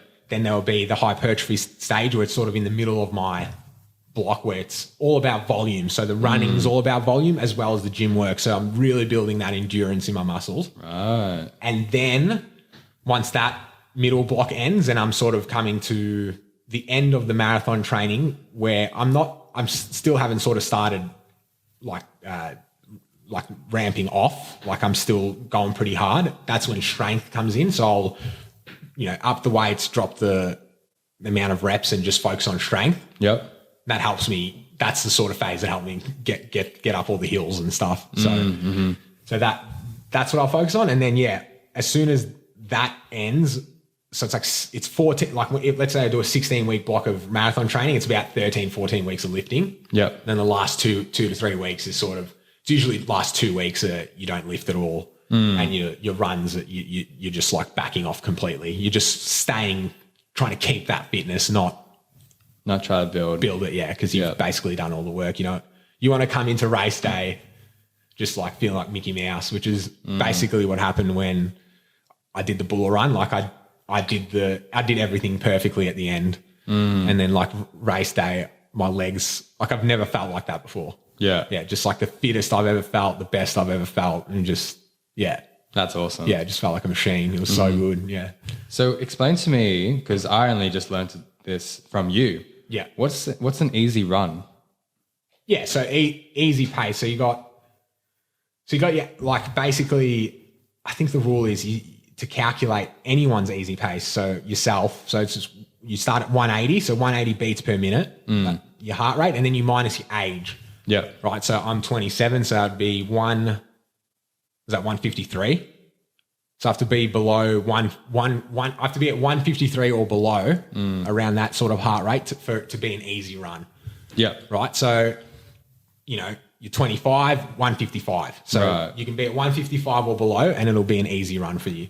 So it's all about the heart rate. Yeah. So you want to keep that in check and make sure like on your easy runs, like when you have on a marathon training program, you'll have like, Mondays, your easy runs, 8K easy. Yep. So for that whole 8K, you want to be below 155. Yeah. Or whatever your calculation is. Yeah. So for me, do you have a heart rate monitor when you're running? So my watch, the Garmin, nice. But they're very accurate when you start running. But when you build up a lot of sweat and if they're not tight, so if it's like moving around a lot, it's very inaccurate. So I do have a chest monitor. Yeah, those are very good. Very accurate, yeah. So I do use that. I would highly recommend anyone who's wanting to take it seriously, you get one. Yeah. Just for the start as well. Like I'm not at this stage yet, but I know heaps of runners that are. Like you get your heart rate monitor and maybe for a year or 6 months you'll use it pretty religiously. Yeah. And then after that, how you feel on an easy run. Yeah. So it's not like you don't need to take it with you anymore if you don't want to. Sort of thing, That makes sense. Yes. So I know a lot of people who don't use them anymore. Yeah. Yeah. But they're definitely a good tool. Yeah. So with the week, the like 16-week block, you're doing a bit of, you're doing easy runs like 3-4 times a week. So yeah, like 90%. Yes, about 3-4. Because I run about 5 times a week, 6 times a week when I'm in the middle of the training. Yeah. And you aim for like a certain amount of Ks per week, do you? Yeah. So it goes up like basically around 10% every week. So let's say the first week of this training block that I'm going to start, the first week is... Just move that. Yeah, sorry. You can move this like as much as you want. It's very like flexible. Sweet. Perfect. Yeah. Put it in the exact spot you feel. So what was I saying? Sorry. So yeah, you were saying how many Ks you sort of aim for per week, and then you're saying like it rises every 10%. Yeah. So the first week of this block, I think is like 50 something K, 53K or something. So then every week it'll be about 10%. Like you don't want to go any higher than 10%, but it'll be about 10%. Yeah. So increase for distance wise. Yeah. Because anything too much will be too hard on the body. Overtraining. Yeah. Overtraining. Yeah. So you're overloading. Yeah. Yeah. So like you're not giving your body enough time to, recuperate for the next week of training if you're going over 10%. Yeah. Definitely, like that's something that I definitely need to learn how to do. Just that's not rise slowly. Yeah. That's something I'm learning every day. Yeah. It's hard not to put your ego into it.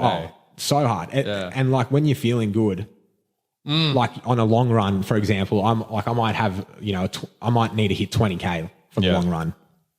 Which when you're in the middle of a training program, like when you get a 20K long run, you kind of, well, depending on who you are, but you kind of like, if you hate long runs, you're kind of happy because you're like, 20K, that's nothing, But then like, if you're like me, I love the long run. So I'll get 20K in and I'm like, I feel so good. I can do another 20K and I'll just do another 10K. Like I've done this before, I'll just do another 10K because I feel good. Yeah. And then the next day I'm whereas like if I just did the 20K the next day I'd feel great, so it's just like checking yourself.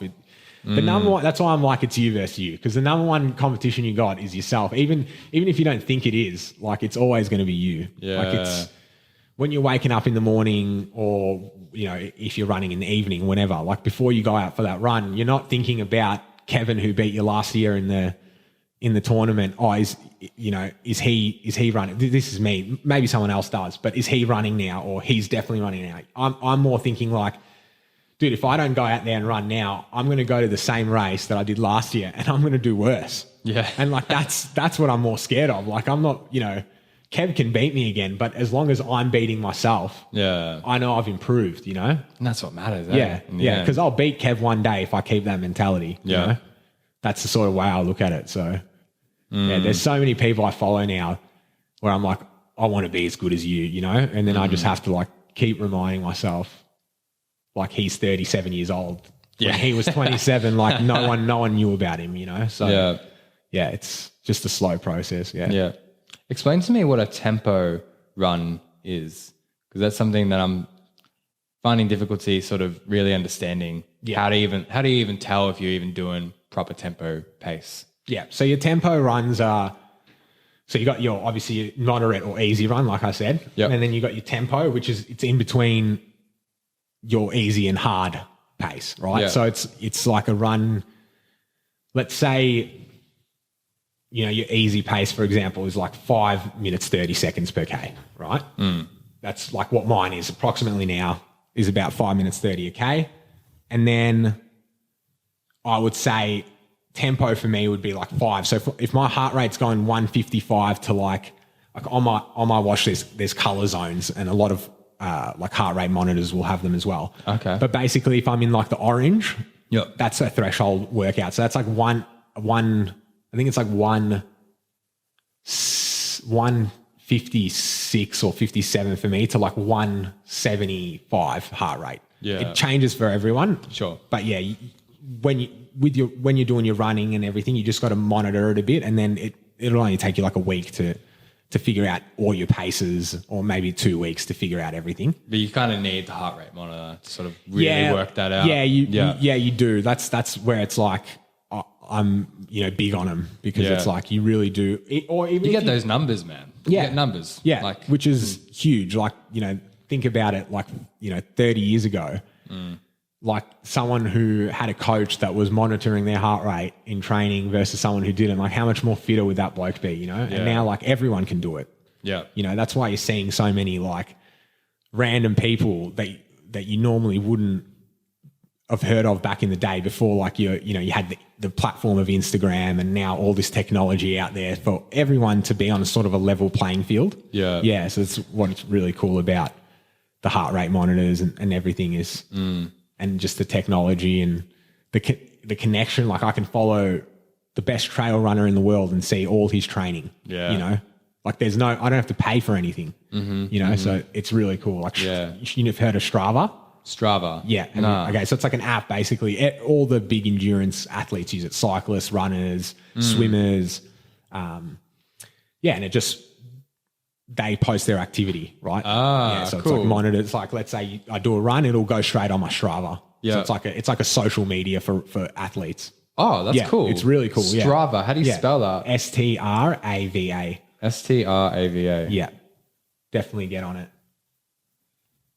Yeah, that's cool. Yeah. That's cool. So it's like, Instagram, but it's athletes only. And that's cool. You can see their training, and can you talk to them as well? Yeah, you can. Like, I don't know if you can, I don't think you can DM them, but you can comment on their posts and then have conversations like that. Yeah. Yeah. So it's very cool. Yeah. Yeah. Wicked. So so tell me the training. So we got easy runs, like 3-4 times a week. We got tempos. Yeah. So your easy runs will be like, about 2 times a week. Yeah. Tempo run, depending on who you are, you can do one a week, one tempo run a week, and then one very hard run a week. Yep. But if you're new to it, I wouldn't suggest that. I would stick with a tempo run every second week and a hard run every week, because you can burn yourself out pretty quickly running hard. A lot of people don't realize how quickly you burn yourself out. Yeah. Yeah. I've noticed that a few times already, because you gave me that runnersworld.com thing, and I've just there was all of January I've just not been able to keep up with it because I overtrained in December. Yeah. I did way too much. I got too cocky. Yeah. And was like, I can just, instead of an easy pace, I'm just going to do tempo. And and I haven't gotten technically injured yet, but my legs, man, are fucking sore. Yeah. I've been getting a massage every week for the last 3 weeks. Yeah. Trying to roll it out. But then I feel good. And then I go for a little run and I'm getting sore again. Yeah. Trying to, I don't know what to do. I'm just sort of going into the Spartan race now with just being I've done some training. Yeah. What I'm doing is a 5K, but I've also got the 21K the next day. Yeah. And so I'm just sort of crossing my fingers and just doing it for fun. I think for the 5K I'll do well because I'm pretty quick. Yeah. But the 21K is probably going to kill me. Well, it's good. Yeah. You'll learn where your level of fitness is in that 21K anyway, and then it'll be interesting. I mean, there's no hide. That's what I love these events. You can't hide. You can't hide. You can't be I've missed a few training sessions, or I'll be right. Mm-hmm. It's it'll show you who's right, and then you compare it to another race you did before as well, and then you see this progression and everything. No, that's awesome. So when's your first one? February 25th. Oh, that's the 5K. Yeah. It's in 4 weeks. Yeah. So is it 5K and then 21K the next day? Yep. Okay. So is that a Saturday? Saturday and then a Sunday. And where is it? Mount Baw. Oh, nice. Yeah. Yeah, that's awesome. I was just telling Sarah because I realised it's near here. Yeah, yeah. I'm we definitely got to get up there and go for runs because it's bloody beautiful up there. Yeah. The training in Mount Baw is insane. Yeah. Yeah. Okay, cool. I actually haven't been there yet. Yeah. So I'm excited to go. There's this bloke I follow. He's from that area. His name's Bo Miles. Yeah. You should look him up on YouTube. He's Bo Miles. Yeah. Okay, so he's a really good like video creator, right? So he makes like movies, but like short films about adventure and running and all sorts of stuff. Like he's not just a runner, but he does a lot of running. He's kayaked, the coast of South Africa. Like he's done some crazy shit and made really cool movies. Fuck yeah. He's touring around America right now, like playing his films. And yeah, I reckon you'd really enjoy him. But yeah, he's from that area and he runs up there a lot, and I follow him, and it's all these things are always beautiful. Yeah, that's dope. That's dope. Yeah, wicked. That's sick. You'll love it up there. Yeah, no, I'm definitely excited. A bit nervous. Like I wasn't nervous in December because I was like, I was feeling really good in December, really good. And then I just just went a bit too over. Yeah. And like now I'm feeling like a little bit better than I did a few weeks ago, because a few weeks ago I really felt like shit. Yeah. Now I'm feeling a little bit better, but just sort of like, I think the mentality of just doing it for you, doing it for fun, not having any real expectations, just doing it for the hell of it. Yeah. That's where it's at. Definitely. That's where it's at. Yeah, definitely do it for yourself, because that's how you'll stick around in the long run. I think so. Yeah, that's wise, man. I'm actually glad we had this talk, because I think I needed to hear that. Well, I'm glad. And is that pretty much all you're doing with the training? You're doing easy run 3-4 times, tempo run once a week, and then it's hard run once a week. Yeah, and are you lifting as well in between? Yeah, so I'll always, when you're trying to balance your running and lifting, you always want to do your run first, and then you lift obviously later in the evening. Why is that? First doing a lift and then running, you're not going to be able to, in the same day, you're not going to be able to get as much out of the run. So the run, obviously I'm training for the marathon, so the run is the most important thing for me. Yep. So I'd rather be tired for the lifting rather than tired for the run. But then, the other reason is in the evenings, strength training, you're generally stronger in the evenings. Yep. So you're going to be able to just lift heavier. Yeah. Yeah. You get more bang for your buck. Yeah. So you're definitely making the most out of your training there. And then I'll do legs twice a week. With I'll just do a generic push pull session. Yeah. So 3 times a week I'll aim to lift. Yeah. Sometimes it's twice. Like if my legs are really sore and I can't do that extra leg session, I'll just do the one for the week. But most of the time it's 2. Yeah. Yeah. And what else are you doing on the side? Are you doing any yoga? Are you still doing basketball? I'm still playing like domestic every Monday night just for fun. Yeah. That's great as well. That's actually something that I would recommend as well. Even, because with basketball, there's a lot of plyometrics. Like I'm always on my toes, jumping around. So it's actually helping me not feel as injured and sore while I'm training, which was interesting. I thought it'd be the other way around. I thought I'd feel worse, but I don't, which is good. So still playing a bit of basketball, and then I'll play tennis like once a week with my mates usually.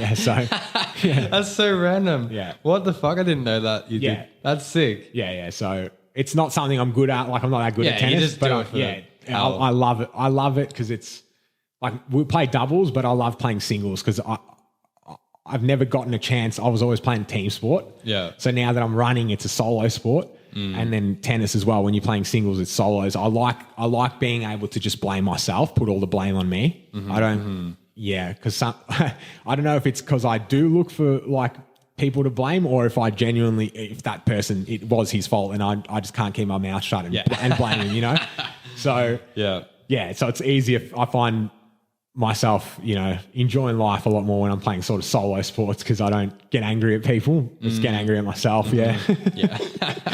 I love that. Yeah. Play tennis on the side. That's cool. Yeah, no, it's good fun. And that's pretty much all the physical activity that you do? Yeah. Yeah, I think so. Yeah. Apart from, lots of walking as well. That's a lot. Yeah. That's a lot. Yeah, that's good. Is. So, all right, could you perhaps go through a few of your morning routines or evening routines? Yeah. Do you mind sharing some secrets? Yeah. Well, right now I've got no routine. Yeah. But starting next week I'm back in training, so I can tell you what it looks like when I'm in training. I'll wake up in the morning, usually around 7:30ish. Yep. We'll try to, get up and have water and electrolytes straight away and a coffee. And then when I'm training, that's usually once the coffee hits, do the morning toilet. Yep. make sure it's all clear because, you don't want to start your run having to take a shit. It's the worst thing in the world. It sucks. Yeah. I'm lucky because I've run out here, so I just take a bush shit. Yeah, nice. I guess. But you're in Oakley. Yeah. Well, when I'm in the trails, I can do that as well. Good. Which is good. Love running in the trails as well because I can piss whenever I want. It's really good. On the road, you can't really do that. No, the people have a problem with that. For some it's reason. like, I don't know. Why are you staring at me, mate? Yeah, I know, right? But, so I'll wake up, 7, probably look to get the run out by 8 o'clock. And then if I'm working, obviously go to work at 9. But at the moment, I'm studying programming. So, 9 o'clock is when my class starts. So I'll jump online and, start the class. And then once that finishes, evening, go to the gym, or Mondays won't go to gym. I'll go play basketball. Yeah. Tuesdays usually do the tennis, but we've been a bit slack on that. So usually go to the gym. Yep. And just I feel like it's pretty standard to like everyone's day. It's just that the training and stuff is just longer than what most people would. Like most people go to work, go to the gym for 45 minutes and then go home. Mm-hmm. Yeah. Whereas like when I'm going to the gym, it's like 2 hours. Yeah. Yeah. So you're doing a lot of, so like you're lifting and then you're taking like that proper 3-2 minutes break before each set sort of thing as well. Yeah. Is that why it takes 2 hours, or is it just because you chill in the sauna for a half hour? No, as well? so the lifts in itself, like I'm taking the right time. Yeah. But it's more so just the sheer volume. So because I'm with upper body, for example, because I'm only lifting once a week, the push pull, there's a lot to cover for that one session. I basically go to failure for that session because it's the only upper body work I do. Yeah. Every week. So it's I should probably add a few more chin-ups and push-ups throughout the week just to, keep the blood flowing and the momentum, but I don't. So that's why I kind of go hard with the push-pull. Yep. But then, the leg session, I mean, how long does it bloody take to just do, 5 sets of squats and you got to, up the weight, then lower the weight, and then, set the bar up and all that shit. So that, in itself is half an hour. Yeah. If you're doing it properly, So, just sort of those compound movements, I think, take a lot of the time out. Yeah. But then so I've got 2 days. So I've got one day where with lifting legs, it's all compounds basically. And then the next day it's more, not machines, but it's not compounded, more so focusing on singular muscles. Mm-hmm. And that's when it's quicker. That'll be a 30-minute session. Yeah. But the 2 sessions are usually an hour and a half. And then, sauna for 30 minutes. Yeah. So you're doing a sauna most sessions after? Yeah, so the gym sessions after every gym. So because I'm going to the gym 3 times, so only 3 times a week because don't want to lose too much sweat either, your minerals and your electrolytes and stuff. You don't want to be going when you're running a lot, you don't want to be going every day. Yeah. It can be unless you're replenishing correctly, it can be detrimental. Yeah. Yeah. Yeah, that makes sense. Yeah. What's the what does your warm-ups look like? So are you doing some slight stretching or foam rolling before a run or after a run? Or Yeah, so all my stuff will be after. Yeah. So warming up, I'll just go out there and run slower. Yeah. And and then do some strides. So basically a warm up, a runner's warm up is you jog, and then you might do 100 or 200 meters of strides, which is where you're doing a sort of tempo effort for 200-300 meters. And then you go back to slow. So you kind of jolting your heart rate up as well as activating more muscles in your legs. Mm. So that'll be a 1.5 to 2K of that. And then I'm ready to sort of do the running session. Yeah. And then at the back end of the run, I usually have 1.5K warm down. Yeah. Yeah. And then when I get home, I'll do my stretching and foam rolling and all that sort of stuff before bed. Yeah. Yeah. Before bed. Yeah. Because I feel obviously lately I haven't been doing it because I've been telling you I'm lazy. Sure. But when starting next week, it's every night before bed. Yeah. So you don't do it Yeah, before, like like when you wake up, do it before you go to bed. Yeah, I do it before I go to bed. I've tried like all these different things. It just works best for me. I've also tried, doing it before a session or whatever. I just feel like for me, the best way to warm up is by sort of doing what I'm going to do, but just do it slower. Yep.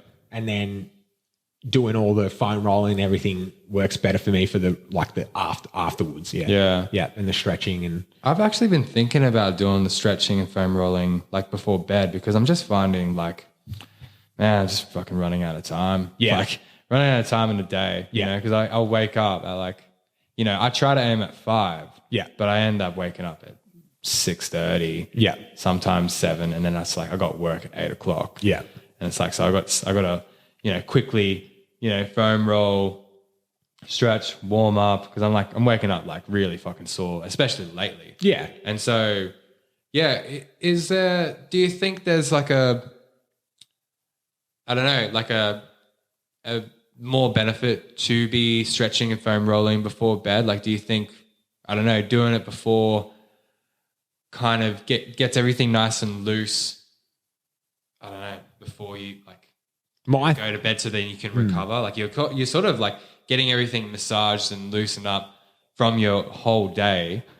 And then when you go to sleep, it's like, then that recovery really starts. I don't know. Like, yeah, well, my theory is, I don't know, like when I go, I have done no research in this. So not anyone listening, this is not like science.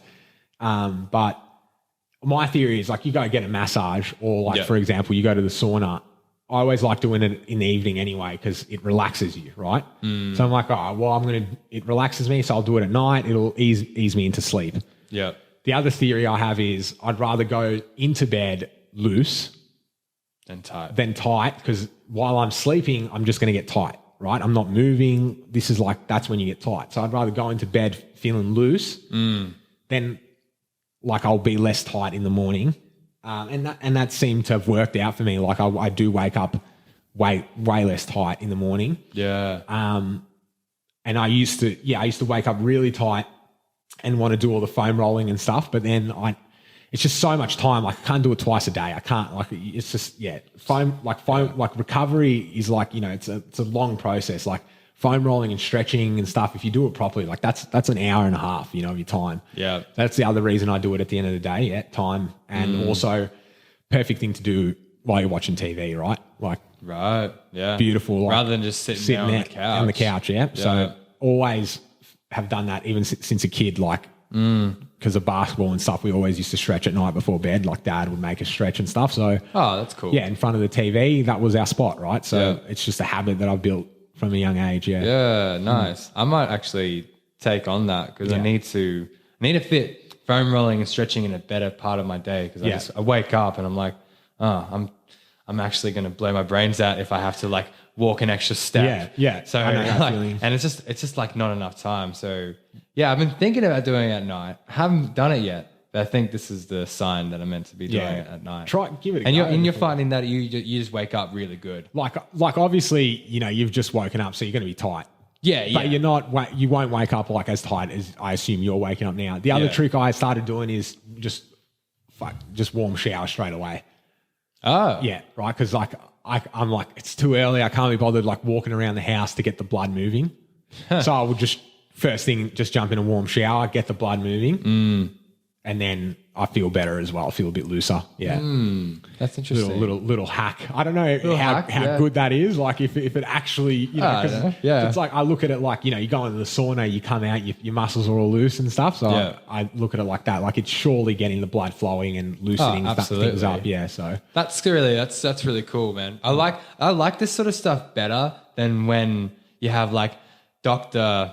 blah, blah, blah, come on and say, well, here's why I think this and blah, blah, blah. Yeah. I'm more or less interested, especially with this podcast. Like I am interested in like actual science and studies, but I find that you can really gain a lot from just when someone does what feels right for them, and also you got to like end up fitting things in your day somehow, and like I find that like, there's people always have those little hacks, you know, stretching at night, shower, like warm shower as soon as you wake up. Yeah.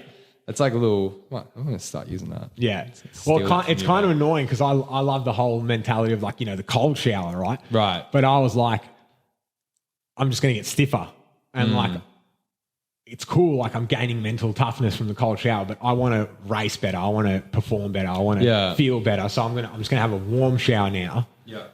And yeah, it would loosen me up and at least let me start my day without having to walk around the block or whatever, like I can just go to work sort of straight away or. Yeah, that's cool. So, all right, how about diet?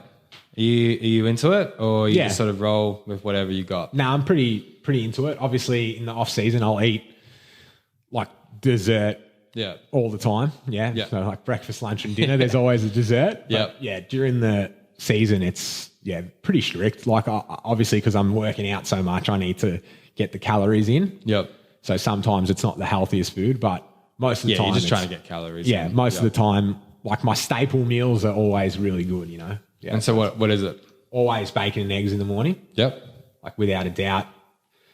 And then for lunch, usually like whatever Sarah's cooked up for dinner the day before, but it'll always be something healthy. Could be curry. Like last night we had curry, so just like dinners, basically for lunch. Yeah. Healthy stuff. Like we source all our meats from the market, straight from the market. All our produce, like our fruit, straight from the market. So good. We're pretty good work, man. Pretty strict. I mean, I don't know how people are bloody affording Coles these days anyway. Like, it's so fucked. Like you can get some pretty sweet deals from the market. I can't believe it. Like we go Dandenong Market and mate, Dandenong Market, love it. Mate, it is like, I'm telling you, you go to Coles to get oranges. Like oranges, it should be cheap, mate. You're paying like $6 for a bag of oranges at Coles. Yeah.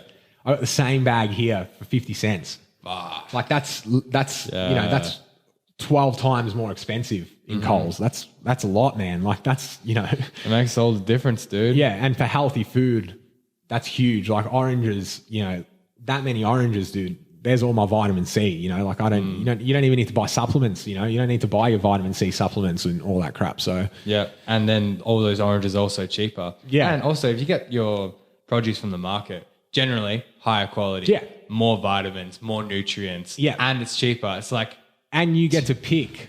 Yeah. Because Coles don't get to pick what they get. They just throw it on the truck and it weighs what it weighs and then you get it. Yeah. Right? Like here you get to go in there and actually pick it. Yeah. So it's really good, yeah. Highly recommend it for anyone is just get the hell out of Coles and Woolies. Yeah. Save yourself, seriously, $100 a week on groceries. Like straight up, yeah. It's crazy, yeah. Just go to the market, man. Yeah. I totally agree with that. Like it's just makes sense. Yeah. You get more bang for your buck and it's cheaper. And like you want to talk about meat, like it's so much better. Like you can't even compare it. Yeah. It's crazy, yeah. So I love it. Yeah. So yeah, basically, massive on meats and animal fats. That's sort of my diet. Obviously, because running, there's a lot of carbs that are involved. But yeah, massive. So you got potatoes and sweet potato, broccolis and all that? Yeah, potatoes, broccolini, yeah. But rice, yeah, all that sort of stuff. So you're pasta. You're pretty much like eating your general, I guess, like old-fashioned European diet. Yeah, Mediterranean, Yeah, like you got your meats, you got your staples, and you got your vegetables, and you sort of just eat normal food. Yeah. Like nothing special, none of this like, 10% vegan and like 20% superfood shit, superfood shit. It's just like, just keep it simple, man. Yeah, just eat normal food. Yeah, you got normal people diet is what I call it. Yeah. That's a good way to be. Definitely. And it keeps things very simple. Yeah. As well. I think when you're fucking like going to the extent of like, I don't know, getting a carrot for vitamin K and like thinking about every little thing, it just destroys the beauty of actual food. Yeah. Like Nicola's a big foodie. Like she loves food and wine. Yeah. And she's made me really, because I used to be very much like, I only want, this amount of meat per day. Yeah. Or I only want this meat because, that meat is shitter. It was very like I didn't really like cook for taste either. Yeah, you know, yeah. even though like I was a cook for a while, so I know how to cook. Yeah. But it's like when I was cooking for myself, I was Just nutrients. Yeah. Nutrients. Yeah. Nicola's made me realize the beauty behind just like getting just food, putting it together, eating it, and if it tastes good, then it's good for you. Yeah. You know? Yeah. I like that, I like it. I think that's obviously, like, you can taste something and it tastes really good, but it's bad for you, right? Like, oh yeah. Yeah, like, I don't know, I look at it like Macca's, for example. I bite into a Macca's burger. I love the taste of it, but I can tell that it's bad for me. Yeah. Whereas with stuff like that, like I'm assuming cooking it and preparing it. Yeah. It's not going to be unhealthy. No. It's not going to be unhealthy. Like, it might not be as healthy as the meal that you had last night, but it's not unhealthy. Yeah. Yeah. So that's the way I look at it. And I've done a lot of like research into diets and all that sort of stuff. And my chiropractor, he was a nutritionist for 20 years. So I've picked his brains to the T. He actually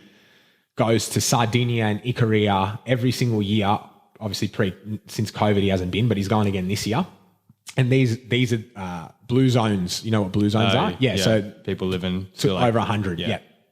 So Sardinia and Icaria. So Sardinia's in Italy and Icaria's in Greece. So an island in Greece. So basically he's gone there and he wanted to know, what are these secrets? How do these people live to 100? Because he wants to live to 100. Yep.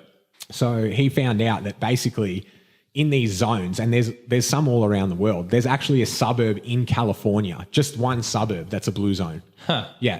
So, and he found out it is like, it's not so much about what they're eating. So each place eats what is there seasonally. So they're eating, so in Greece, they're eating their Greek Mediterranean diet with their seasonal foods, same as in Italy. They're eating their Italian Mediterranean. So they're having their pastas in Greece, they're having their lamb and their gyros and, all that sort of stuff with their beautiful veggies and whatever. So it's all seasonal. Same thing in California. It was just that area is just eating seasonal foods from California. So they're not getting oranges from Australia when it's summer. Yeah. They're eating their oranges in winter and so forth. Yep. And then the other big thing was community. And that's why it makes so much sense to me that one suburb in California, it's just this literally one suburb, because the community there, like all the old people, they have walking clubs. They go for walks every morning together. Uh-huh. They have like, dance centers where they come in and they dance as a community. Like, like all these things that you don't think about in our day-to-day life anymore, like human connections.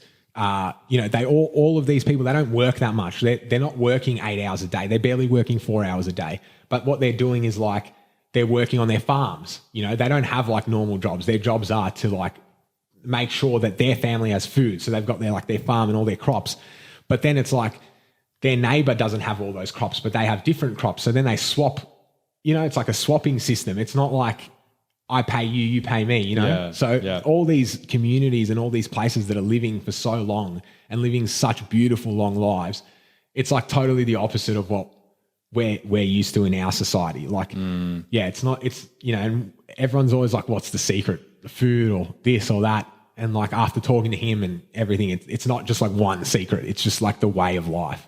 It's so much more relaxed, community based. Everyone's happy. Mm-hmm. There's no like fighting. Like no one's like, there's no hooligans in the street stealing shit. Like it's such a weird concept that we're just not used to, Well, stress kills, doesn't it? Stress causes all kinds of fucking diseases. And I think eating seasonally is also going with the natural cycles of nature as well. Yeah. It's kind of ridiculous how we're so, desperate to have our apples every single day, when like we should really only be having them in autumn, Yeah. It's like, I think we really need to go back to that as a culture, because, well, then you get more variety, right? You get all your nutrients throughout the year if you just go with what grows. Exactly, yeah. Makes more sense. And it's, I don't know, it's just getting in line with nature, man. Get closer to nature, the more you're going to live. Yeah. Like you're going to live longer. Definitely. I feel like I've changed my thoughts on food have changed a lot. Like I'm a lot more into eating meats and animal products rather than like the veggies, and like I'm still big on fruits, but more so the veggies and stuff. Like been doing a lot of research. It could be wrong, but there's a bloke, Carnivore MD, on Instagram. Yep. And yeah, he's a medical doctor, but he's on the carnivore diet. Yep. And he talks a lot about like all the defensive chemicals that vegetables have and why they're actually not good for you. And a lot of people that have like autoimmune issues and gut issues is because of the veggies they're eating, and they think that's how you solve it. Like keep eating veggies. But yeah, he talks about how meat in itself like has heaps of vitamins in it. That are way more bioavailable than your vegetables. And then he also talks about if you eat heart and liver, you're getting all your vitamins that you need, everything that you need. So you don't even need to be having those, those veggies. He's big on fruit. He says fruit is huge. You need to eat your fruit. It's a great way to get your carbohydrates in. Right. Really good way. Like the best way you can do is he literally just juices oranges. And I don't know if he has apples, but a lot of oranges. He loves his oranges. And then basically just eats hamburgers. Nice. Like without the bread, just like the burger patty, yeah. He's not big on bread? No, he doesn't eat any grains. So he's totally against like your basic normal sort of diet. Anything with grains or veggies so he just eats meat and fruits. Right. So that's all he eats, yeah. Yeah. Oh, goddamn. Looks very healthy, like surfs every day. He's a very healthy, active person. And yeah, well, that makes, it makes sense. I mean, like to me, I think the carnivore, like only eating meat, I feel like that's just not, I don't know. Well, that's why he does the fruits as well. Like you got your fruits. Yeah. That's pretty good. Yeah, well, that's what he says. He's like it's not necessarily like you just have to eat meat. It's like fruits are good for you as well. He basically goes back to caveman. Yeah. Like that's really what we were eating. Yeah, fruit. And it's like, look at it, like I think obviously we're not bears, but like people always say this, like look at an animal or whatever. Like bears will, I think we're the best example. Like bears will eat fruits and like their berries and shit until they can kill something and eat it, right? Yeah. That's what they use to sustain their energy to be able to hunt and kill something better. Yeah. And that's the way I look at it. Like you eat your fruits to get to have enough energy to eat your meat, right? Like that's how I've sort of put it in my head. But then like it's a really bad analogy because you can go back to the thing, why can't we just eat veggies then? Because cows, and stuff, they just eat grass. Well, but they have three stomachs or whatever they have, Do you want to be a cow or do you want to be a bear? Yeah, exactly. Yeah, right. Yeah, exactly right. Yeah. That's a good point. Yeah. Do you want to be a cow or a bear? But yeah, I suppose some people want to be cows. The theory is like you used to, and it is true. Like you look at farming, it's what it is. You get a cow, you get the cow to eat the grass until it gets big enough, and then you kill the cow, you eat the cow, right? So you're still eating the grass, but you're just eating the grass that the cow ate. Yeah. And now it's feeding you. Yeah. Right. So why do I need to eat the grass? There's something already eating it for me. Yeah. Yeah. So that's sort of his mentality when he talks about it, is like, that's interesting. That's cool. Yeah, you don't need to be eating the veggies because there's something that'll eat it for you. Yeah. Yeah. That's really, really interesting. It's so funny because it's so funny how we're seeing like, everyone went veganism. Yeah. And now it's just been like this divide, of people like wanting to go only carnivore, only vegan. Yeah. It definitely seems like the best way to go is like somewhere in the middle for me. Yeah. I like, I just like, cucumbers and, well, actually, if you think about it, cucumbers actually technically a fruit, isn't it? Yeah. So like, what do you? Well, he speaks about that. So he says, he's like, I love cucumbers. He's like, what I do with them is he's big on peeling skin off. So skin is the defense chemical, like the thing that has the defense chemicals in them. Right. Even in your fruits and your like your veggies are full of them. Like, you look at like broccoli, and broccolini is such a dark green. Like kale's full of defense chemicals in them that are just terrible for you. Right. But it's like, kale's meant to be the most healthiest. You know what I mean? So it's like a real weird thing. But yeah, like he goes into it, like the darker the veggies, the darker green colors, like they're full of defense chemicals. Like, yeah. That's fascinating. Yeah, actually. It is. Because you would think the darker the green, the better for, that's sort of what you brought up on, Is that sort of the same for spinach? Yeah. Silver beet and all that? Silver beet, yeah, all of it. Yeah. So he's big, major against, he hates, like broccoli and And kale, he hates kale. Yeah. Yeah, like really. Yeah, a lot of his videos are him just like hanging shit on kale. What's this guy's name? Is this your chiropractor? No, this is his name is Carnivore MD. I can't remember his actual name, but that if you just type in Carnivore MD on Instagram, he'll come up straight away. Yeah, wicked. I'm gonna look this guy up. Sorry, I'm just gonna take one more piss. Yeah, no worries, man. Dying out. So much water, so much tea. Yeah, I've got a bad bladder as well. I had a hernia operation as a kid. Oh, yep. Yeah, it's just been fucked everything.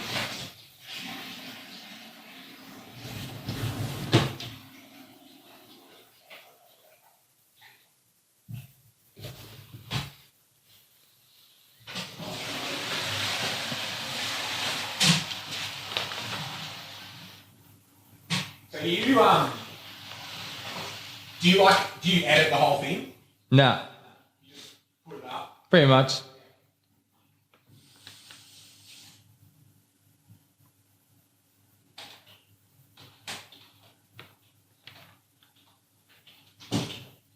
It's basically live without it going live because you have to sort of have the computer set up, the internet ready.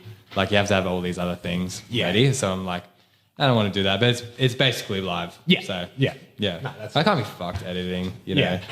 I don't see myself editing like anything. Yeah. Unless it's like a 10-minute break, I guess. Like, Yeah. Astro, please go away. So we got our mascot here. She was in the last few podcasts as well. Was he? Yeah. Came in midway and just like dived through and started, just coming in saying hello. He's so cute. Every time I look at him, he's like, yeah, it's time to play. So I can't look at him. That's it. Cool, man. All right. So how about we finish off with what would you say to someone starting off wanting to do either like the Spartan race or marathon running, like just races? Yeah. Like there's running and obstacles like and all that. Well, maybe let's just focus on marathon running. What do you say to someone starting from day one? He is, just, young and slightly athletic. Like, let's not talk about like obese people because that's getting too complicated. But just someone average, someone that's like, I don't really do a lot. I go to work and I eat normal food, whatever. Like, what do you say to that person wanting to go from, he's got his marathon in 6 months? Okay. Yeah. So cool. So he's signed up, doesn't train, doesn't run. Yeah. Yeah. Just take it. Obviously 6 months is a long time. So, enjoy your training because you've got a long time to train. So I wouldn't stress. Yeah. Take it all slow. Right. Like don't come out and try to beat yourself every day in the run and just follow the program that you got. Make sure you're hitting the paces and the times that it's telling you. Just enjoy the process because it really is enjoyable. Like when you, like, let's say, you've had a long day at work and, you got a 10K run that you got to do. And it's like, I don't want to do it and you're battling and whatever. It's just like, you got to, the reward for actually just putting your head down and just doing that session, the immediate reward that you'd feel after that 10K is amazing.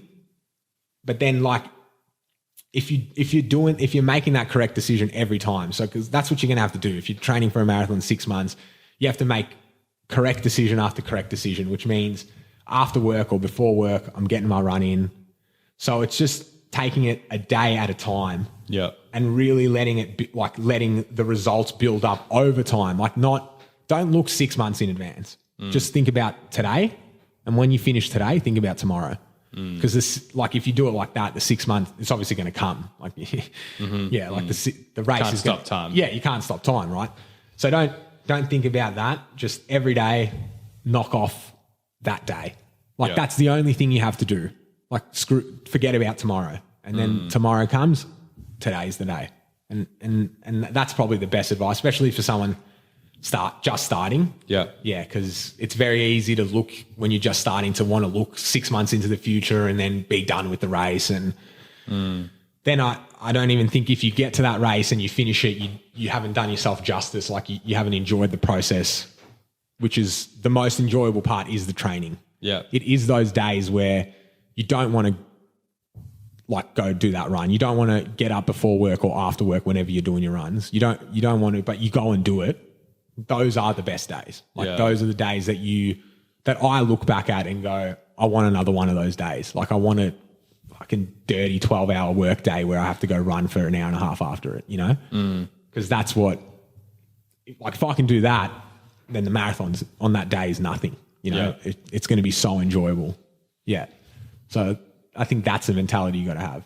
And also just think to yourself, you're a fucking machine. Like seriously. Yeah. Yeah. Like have that confidence. Yeah. Confidence. Yeah. You need to be cocky per se. Like even like, you know, you're talking about yourself and you're running, you need to back yourself, you know? Yeah. Yeah. Cause that goes a long way in your performance. Like you can hit all the training and everything correctly and then come to race day and you won't have that confidence and you won't push as hard because you don't think you can actually do it.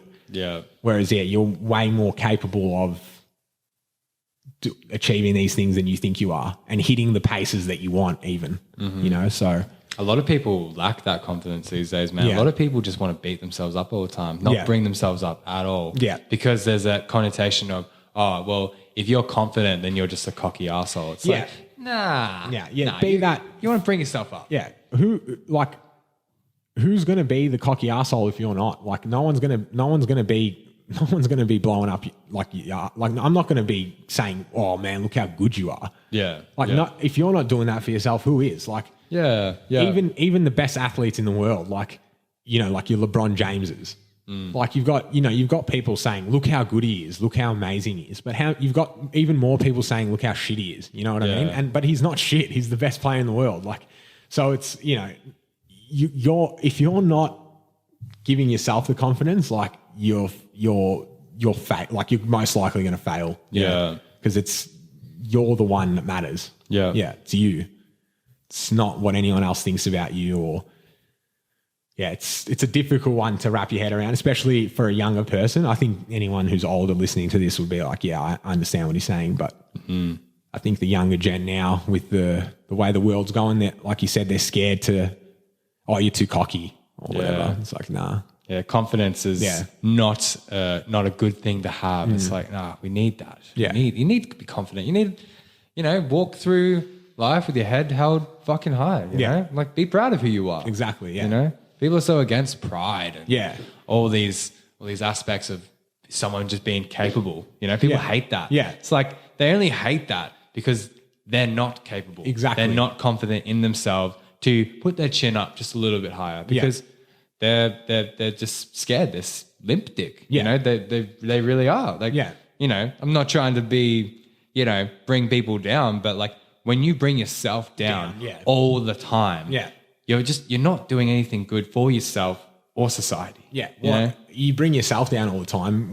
Do you expect someone to come up to you and go, "Hey mate, you'll be right"? Like that's not how it works, man. Like you know what I mean? Like, your mum's gonna do that. Yeah, your mum, your mum and dad, and like you know, if you have some good friends and family around you, they'll do that for you. But yeah, you're not getting that treatment from the rest of society. You know what I mean? Like it's like you got to shut up, mate. You know, and get on with it. Like you know, and it's you know, it's good. There's good and bad to that, but yeah, like I said, you got to back yourself. Otherwise, you're just doing yourself so much detriment. Yeah.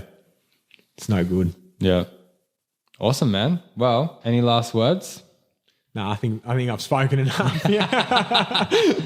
Where can people find you, mate? Can people find you on Instagram, YouTube? Like, what do you got? Yeah, my Instagram. It's not the easiest label. It's just it's Dino Dino _Hadziomerovic. How do you spell Hadziomerovic? HADZIOMEROVIC. Yeah. So. Sweet. Good luck finding me. Hadziomerovic. I'll probably, as time goes on, I've been thinking about this recently anyway, create like a different page sort of thing. That's got an easier handle and sort of, going to have a lot more stuff on there about running and just adventuring in general. Yeah, I want show the world that there's more to life than just this, you know, sort of rat race that a lot of people are in. So Yeah, man. I love that. Yeah. Cool, man. All right. Well, thank you for coming on. Thank you for having me. I appreciate it. Awesome. All right, everyone. Well, that's done. Awesome. Let's get out of here. Thank you.